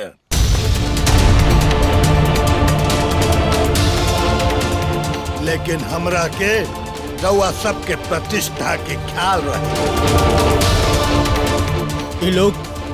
ये लोग का कहता बेटी? पापा, आप भी ये लोगन के बात में आ रहल बानी? चुप! एक थप्पड़ मारो तो मुंह से खून निकल जाई, समझ ले? अरे रवा लोग हमनी के बाप होके इन लोग के बात के समर्थन करता नहीं। दुष्ट लड़की, तोहरे से अच्छा तो कम से कम वो अनपढ़ गंवार लड़की होली। कम से कम मान मर्यादा तो रखेली। देखा, ये आखिरी वार्निंग बात हो के सुधर जा तू लोग। हमनी सब धृतराष्ट्र नहीं खे। कि हमनी के आंख कान खत्म बा। आज से इहे घर तुहन लोगन के घर बा और एजा ही रहे के बा। और आज के बाद कोनो भी शिकायत हमनी के सुने के मिलल तो हमनी से बुरा केहू ना होई। एक घर में प्यार से रहे के बा, प्यार से रहे के बा, तब तो वो घर में आ सकेलू। तहार नैहर का दरवाजा खुलल बा, अगर तू तकरार से यहाँ रहबू तो नैहर का दरवाजा हमेशा खातिर बंद हो जाएगा।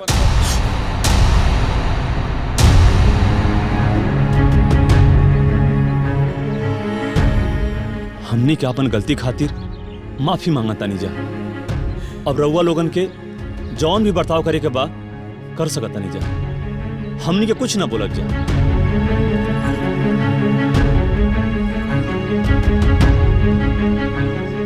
बेटी, खानदान के जौन इज्जत जाए के रहल ऊ तो चल गई।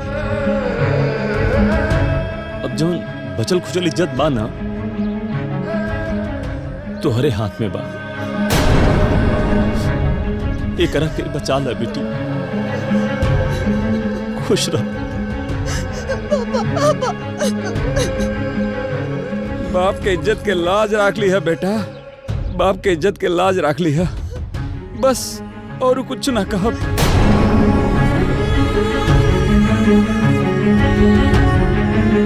बेटी, हमार खानदान के लोक लाज सब तोहरे हाथ में बा बेटी। ओकर त लाज राखा, बहुत हो गई नादानी।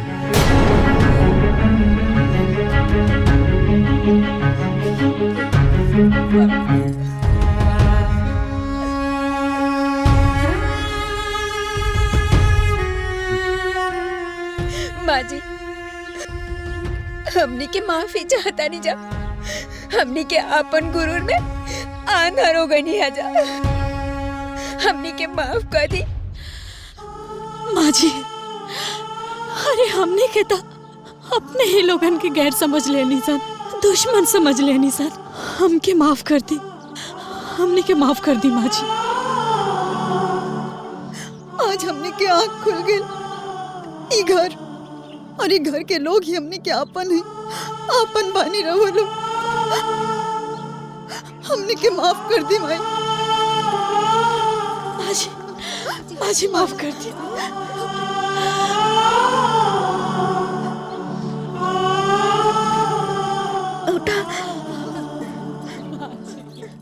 आज हमरा के लागत हमार पतोहिया मिल गई।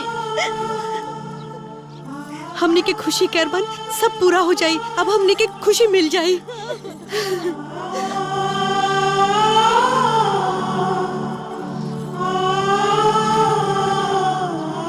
हम जौन कहनी जानबूझ के ना कहनी, हमसे गलती हो गई। अब ऐसा ना होई, हमरा के माफ कर दी।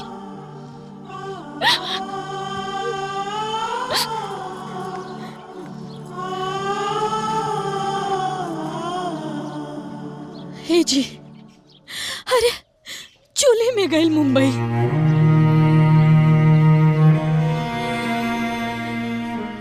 आज से तो ये गांव और ये घर हमरा खातिर मुंबई बा। हमके माफ कर दी, माफ कर दी हमके। ए जी सुनी ना, रउआ हमरा के माफ कर दी। रउआ के हमेशा ताना देनी, हमेशा नीचा दिखावे की कोशिश करनी।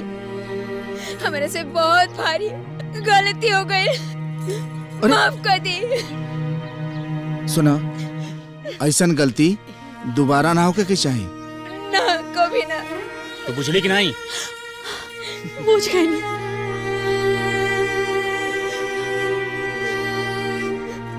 जब से हम शादी करके घर में आइल बानी,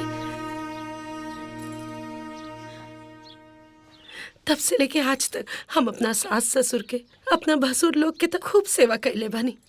लेकिन आज ले कबो हमके अपना जेठानी लोग की सेवा करे के मौका ना मिलल। हम आज अपन इच्छा पुराई, खीर बनाई आज हम आप लोग खातिर। अरे बिल्कुल बिल्कुल, बाकी खीर ना तनी मीठ बनाई है, और भाभी लोगन के पेट भर के खियावा। हाँ, ताकि लोगन के मन में दोबारा कोनो कड़वाहट ना आवे के चाहिए। हम अभी बनावा तनी।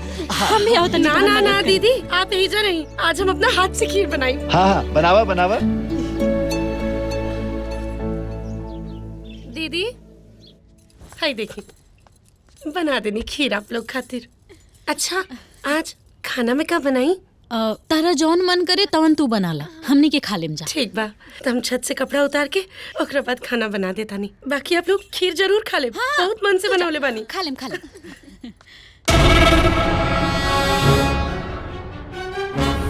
अपने बाप के इज्जत अब तोहरा हाथ में बा, एके बचा के रखी है।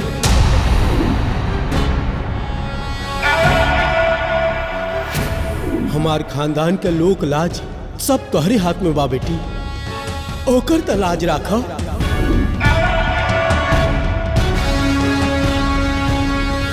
खानदान के जौन इज्जत जाए के रहल ऊ तो चल गया।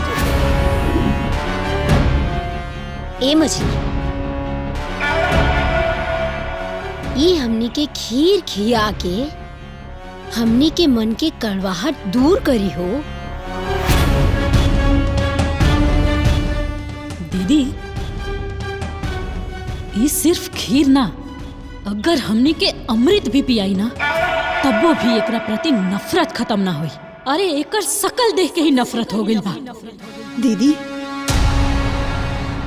इ लड़की के देखते ही हमार दिल करता ये करके के गोली मार दी। ये हमनी के नाक में नकेल का दिल बिया ना, हमनी के एकरा सुख शांति में आग लगा देहल जाई। दीदी एकर जीवन तहस नहस कर दिया जाई।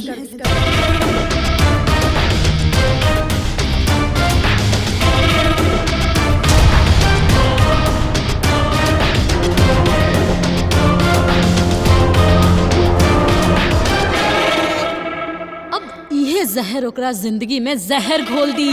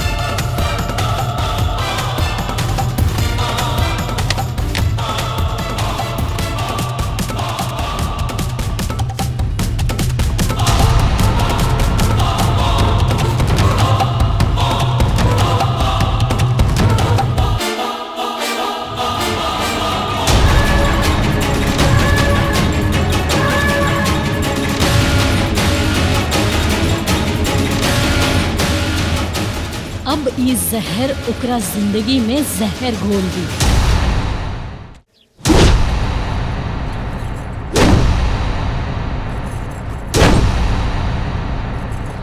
ए नौकी, तू हमनी के खीर खियलू, बाकी सांप के दूध पियावा या पानी वो जहरे बनी। हमनी के तहरा से नफरत बा। जब से ते घर में आयल बड़ी हमनी के वजूद खत्म हो गई बा। अरे सास ससुर माई बाप नैहर ससुरा सबकी नजर में गिर गई निशान। अरे तोहरा चलते थप्पड़ भी पड़ल, बेइज्जती भई निशान। तोहरा के ए घर में देख के ना देही में आग लग जाता। अब हर हाल में तहरा के घर से भगावे के बा, चाहे वो खातिर हमनी के अपन जान काहे न देवे के पड़े। ते हमनी के खीर देले रहले, हमनी एमे जहर मिला देले सन। और अब इस जहर वाला खीर खा के ना हमनी के तीनों जना मर जाएग जा, और हमनी के मौत के इल्जाम तोहरा सर पे आए। फिर ई घर वालन तोहरा के एक घर से लात मार के निकाल दी। खो दीदी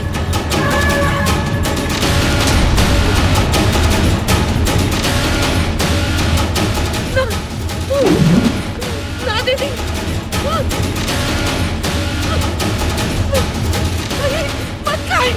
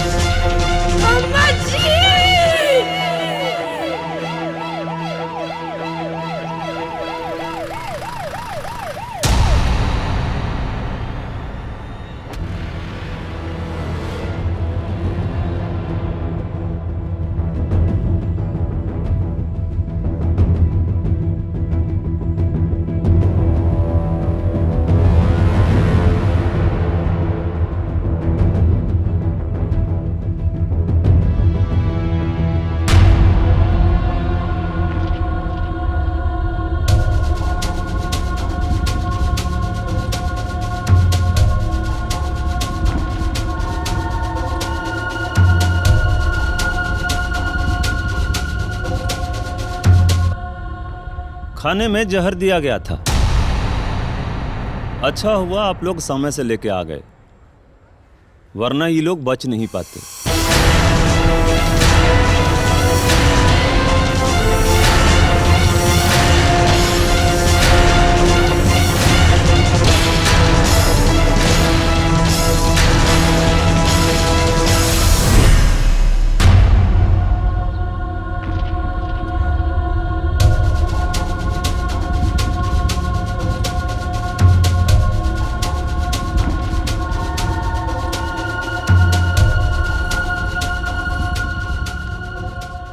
नीचे गिर जइबू ये हम सपना में भी ना सोच ले रहनी। अरे कौने घर में झगड़ा झंझट नहीं क्यों होत एकर मतलब तू और कर जान लेला। हमने तोहरा पर इतना भरोसा कईनी और तू ऐसा भीतर घाती निकल लू। आखिर ऐसा काहे कैलू तू? हाँ, आखिर हमरा पतो से तोहरा ऐसा का दुश्मनी रहे कि तू हमरा पतो के जहर दे देलू? बतावा बतावा तू काहे ऐसा कैलू? ते बोलत कहने के जवाब दे, जवाब दे ना। हाँ, हमनी तो तोहरा के नीमन समझत रहनी और तू हमनी के धोखा दे देलू। हाँ, अरे बहुरिया, अरे ऐसा काहे विश्वासघात कैलू तू हमनी के संगे? हाँ, ऐसा कराई करता नहीं अम्मा जी। अम्मा जी हम क्यों चैन नहीं खिदेले?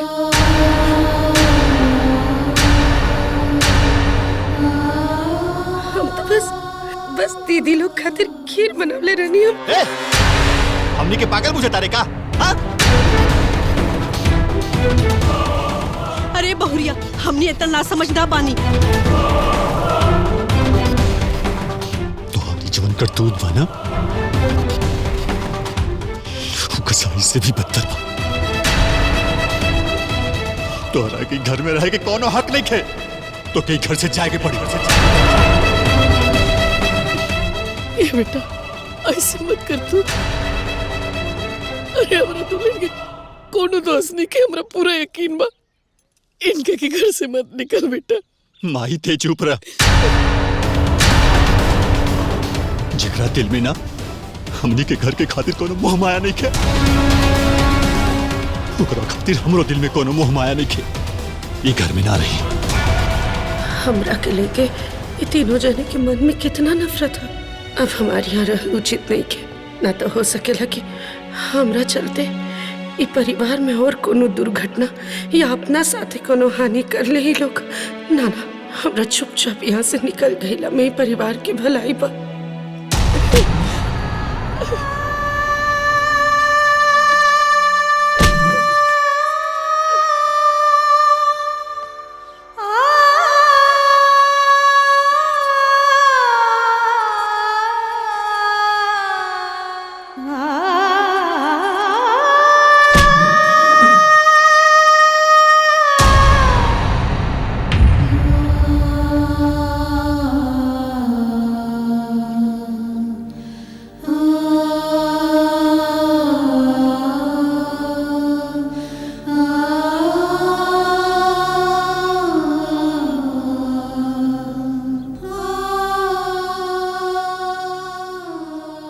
अरे बेटा तू पगला लगली बड़े।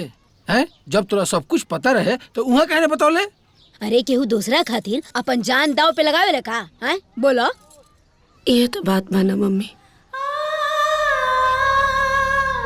वो लोग हमरा के जरूर दूसर समझलस, बाकी हमरा खातिर तो वो लोग आपन है ना।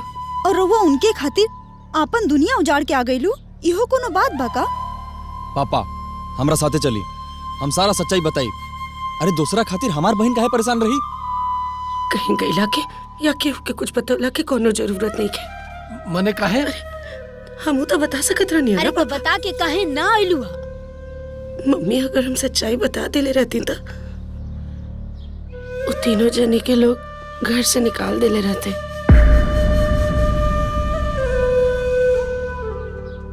अभी कम से कम खाली एक के आदमी घर से निकलल बा, बाकी 3 आदमी तो वहाँ आराम से बाना। अरे ते कवना माटी के बनल बाइस रे? माई सही कहतिया। अरे कबले ऐसे रहबू? जीवन भर। बाकी अगर यहाँ हम आप लोग के ऊपर बोझ बनी तो हम रह के बता देंगे। अरे दीदी ऐसे काहे बोला तनी जी? हमने तो रवा के भलाई सोच के बोला तनी ना। अगर आप लोग के हमारी भलाई चाहिए तो बस हम इतने मांगत हनी कि शांत रही लोग, केहू केहू से कुछ ना बोली। अरे बस सुन तो।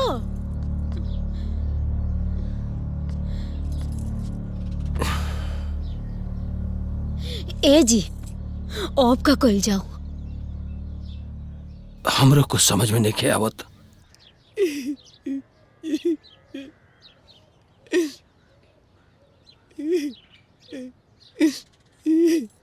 दीदी रुआ सब जानत ना, हमर दुल्हन इतना निर्दयी नहीं के हो सकल। अरे हमारा आत्मा नहीं के मानत कि हमर दुल्हन ऐसे कर सकत दिया। हमरा तनी को विश्वास नहीं के होगल। पता ना भगवान का चाहता रे, हमर घर सुना कर दले दीदी।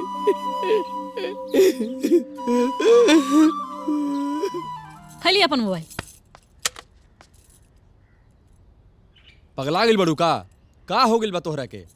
हईली अपन मोबाइल। तमीज में नहीं रहे के बा।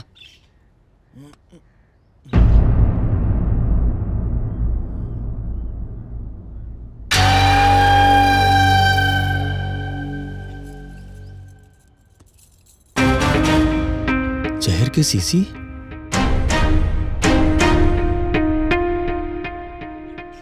ई जहर के सीसी घर में कैसे आइल हा?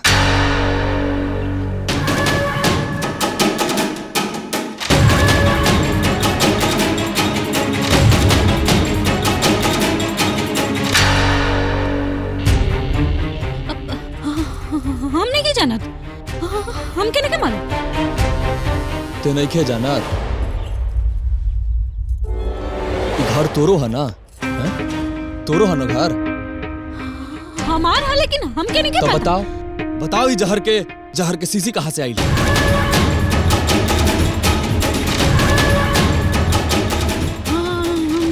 हम के नहीं पता। तोरा के नहीं क्या पता? अब सबके पता चली ये जहर के सीसी कहाँ से आईला। बुझले? चल ए भैया, कहाँ लो बड़ा हो? का भाई लो? एक घर में कुछ ना कुछ गड़बड़ जरूर चलाता भैया। हमरा कमरा में से ही जहर के सीसी मिला।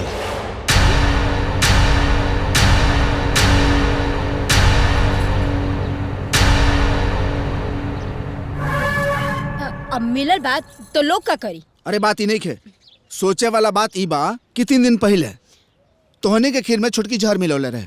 आई जहर के सीसी मछली के कमरा में मिला।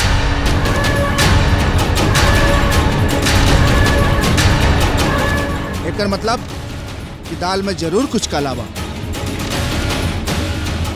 मतलब रउआ हमनी पे शक करता नी? तू कहे इतना घबराता तू? हम तारा के तो कुछ ऐसा ना कहनी है। एगो बात बताओ दुल्हन, जब हमार पतो तो लोग के जहर देलस तो जहर के सीसी तो लोग के कमरा में कहाँ से मिल गई? रवा बोलल का चाहता नहीं जी कि हमने के झूठ बोलनी सन। तू काहे छनछनात बाड़ू? छोटकी माई तो ऐसा कोनो बात ना कर लिया। अब जौन बात बीत गई तो ओकरा के उखाड़ल का जरूरी बा। जरूरी बा भौजी, ये कोनो ऐसन वैसन बात नहीं खे। ओकरा साथे तू लोगन के दुश्मनी जग जाहिर बा। अरे हम अपन पत्नी के घर से धक्का मार के बाहर निकलनी, लेकिन हमरा के अब भी भरोसा नहीं के होता कि वो ऐसा काम कर सके। भरोसा तो हमनियों की नहीं खे बेटा ये बात पर। रवा सच कहता नहीं। अरे हमरा के भी भरोसा नहीं के कि नहीं की दुल्हन ऐसा ना कर सकेला। अरे वो हमनी के इतना मान सम्मान प्रेम भाव देत रहे कि इतना घटिया काम वो कर ही ना सकेली। अरे ये लोग बहुत चतुर चाली बा। कहीं ऐसा तो ना कि हमरा पतो के घर से भगावे खातिर ये लोग ड्रामा रचा। ए बुढ़िया, बेसी बोलबू ना तो उहे जहर तरह के पिया दे। का बोले? कहीं ई तू तीनों के चालता नहीं खे? काहे से कि तोहनी तीनों के ओकरा से तकलीफ रहे। बोल। रवा सबे ग्रुप बना के हमने के पीछे काहे पड़ गई नहीं हो? चढ़ा दी हमने के फांसी पे। देखा चिल्लात बाड़े, जब तोहरा लोगन कुछ कहले नहीं खू तो हर बात काहे चुबाता? रवा लोग के बकवास सुन के। बोल, सच बता, सच बता। हमरा के नहीं पता। क्यों पता? बताओ। बोल, बोल ना तो इज्जत आ राजान से मार दे। बता। हमने ओकरा के घर से निकाले खातिर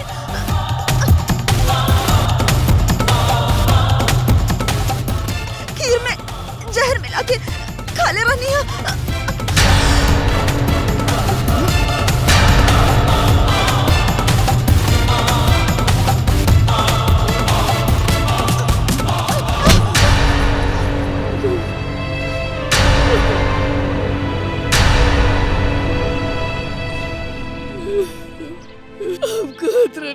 कि हमारे पतो ऐसा नहीं के कर सकत, लेकिन कि हमारे बात पे भरोसा ना कैलस। हमरे सीधा साधा पतो के इतना बेइज्जत करवा के घर से भगवा देलस।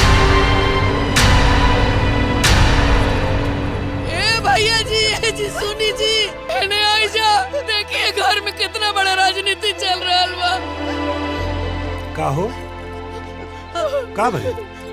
कोनो बात बा का इतना जोर जोर से चिल्ला के बुलाओ तारू? हम का बताई जी, रवा सब सुनम था, रवा सबके पैर के नीचे की जमीन खिसक जाई। अरे ये तीनों हमारा सीधा साधा पता के अपना तिरिया चरित्र में फंसा के बदनाम कर देली सर। अरे खुद खीर में जहर मिला के और बदनाम हमारा पता के कर देली सर।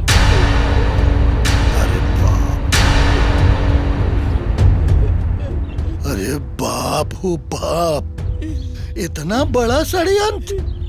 अरे हमनी के कैसे मुंह दिखाई बुलाई के उपतोहू के लग कैसे जाए? हमरा आँख के आगे ओके इतना बेइज्जत कह के निकालल गइल, अब कौना मुँह लेके जाई ओकरा लो? अरे बाप रे, ऐसन पापी औरत दुनिया में खोजला से भी ना मिली। ते कुल जोन पाप कैले बड़ा सना, माफी के लायक बिल्कुल नहीं खे। निकल निकल ऐसा, नहीं तो आज हम तारा के सच में गोली मार दे। अरे भगवान, एकनी के औरत कैसे बना धले? हमार पूरा परिवार के मुंह ही नीचे करा देली सन। अरे पतो पे अच्छा रंग लगा देली सन एनी के। चल, तू यही घर में कोनो जगह नहीं है। चल चल निकल घर से, निकल बाहर। एक पल ना तू घर में ना रहो। चल निकल। और सीधा साधा पतो पे लाचल लगा के भगवा देली सर।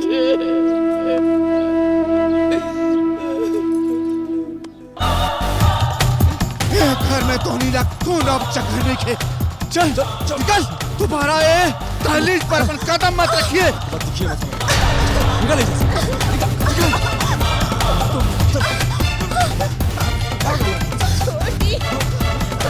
कौन जगह नहीं खे, कौन स्थान नहीं खे, ना दिल में ना घर में। चल निकल,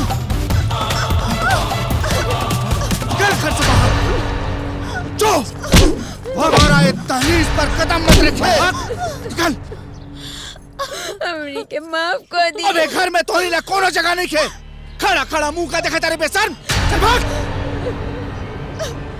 सुना नहीं कहते तो के? चल भाग। घर में तू लोग के कोनो जगह नहीं के। जा। अब का मुंह देखा तारे? शर्म कर शर्म। चल निकल। अरे चल भाग। चल जा, भाग यहाँ से।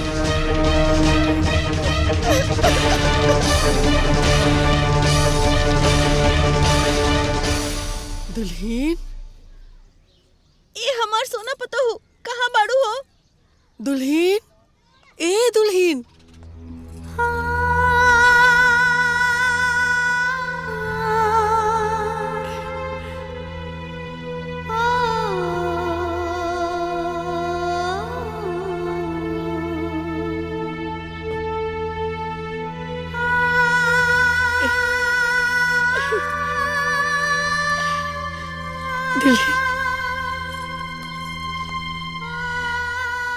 तेरा पता बना हम चिल्ला चिल्ला के सबसे कहनी कि हमार दुल्हन ऐसा नहीं कर सका, लेकिन केहू हमारा बात पे भरोसा ना कई।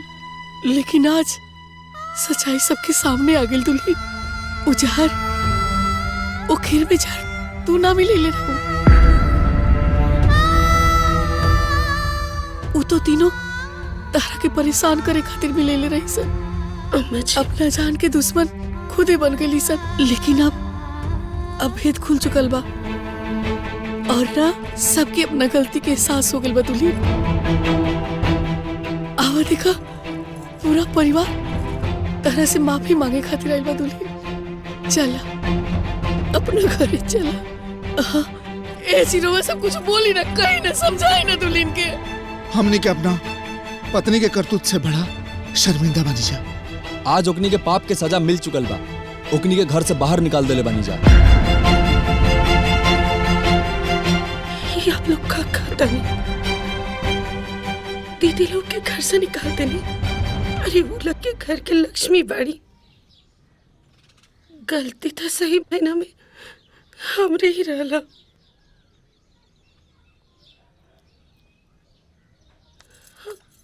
हम दीदी लोग के बहुत ज्यादा परेशान कईनी। जहाँ तक रह गए उजहर के बाद, तब वो भी सच में हमें और कितना महान बनबू, कितना बड़प्पन दिखाईबू।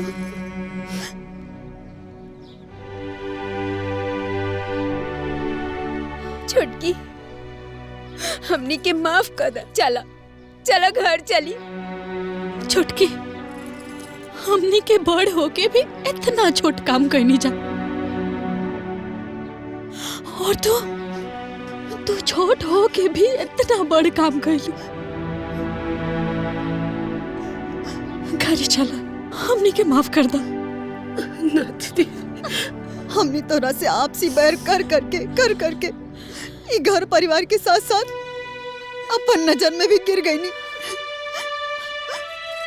छुटका हमरा के माफ कर दा। ना दीदी, घरे चला, घरे कौना घरे हो? कहाँ बा घर? केकरा घरे?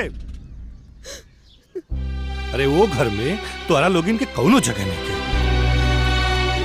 अरे हमने की यहाँ आइल बानी सन्ना तो सिर्फ और सिर्फ अपना छोटकी पतों के लेके जाए करते।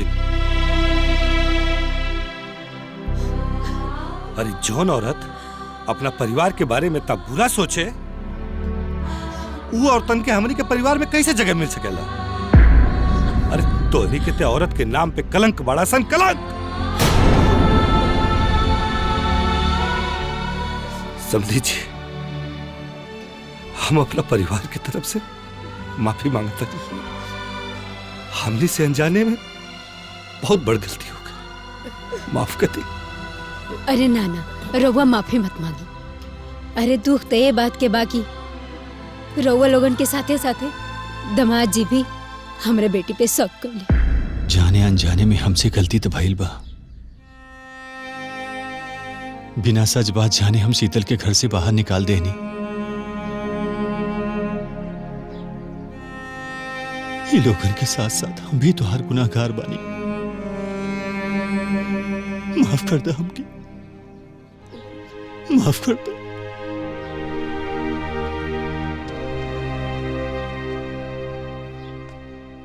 बेटी गलती केकरा से ना होखेला, ई बाकी तोहरे परिवार नु ह। मान जो बहन,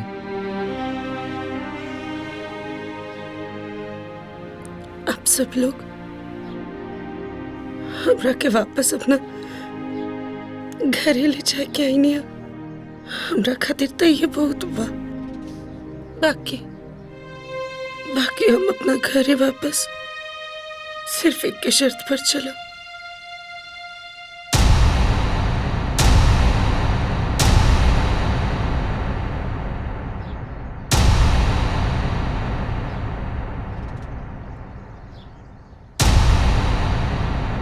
कैसन शर्त पतो? हम अपना घर पे तब भी आप लोग के साथ चलब जब हमरा साथे साथे हमार तीनों बड़ बहन भी हमरा साथे चलिए। बस हे छुटकी, तोरा दिल में आज पापियन के लिए इतना जगह बा? अरे पापियन के पाप के सजा जरूर मिले के चाहिए। तू सही कहा तारा। हाँ छुटकी, यदि ई सबके सजा ना मिलल तो तहरा साथ अन्याय हो जाए। आप सब लोग के मन में इन तीनों के प्रति इतना नफरत, इतना दुत्कार, इतना नाराजगी, का इतने सजा कम बाका?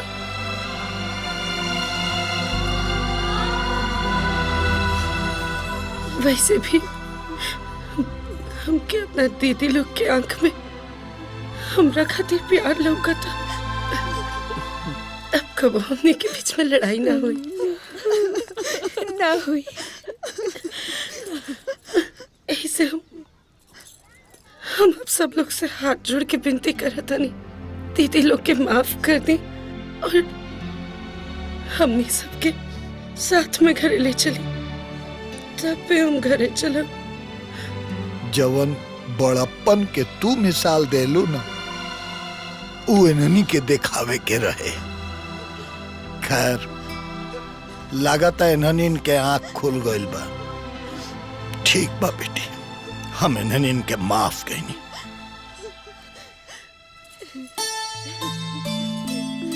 शाबाश बेटी, हमरा तहरा पर नाज बा। समधी जी, रवा खाली अपना बेटी पे नाज नहीं खे, बल्कि हमरा अपना दुल्हन पे बहुत ही नाज बा, बहुत ही गर्व बा।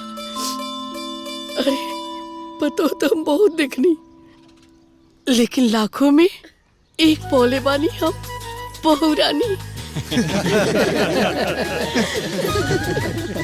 समझे जी, अब तो विदाई कह दी। बहू रौरे घर के है तो रौरे घर नु जाई है।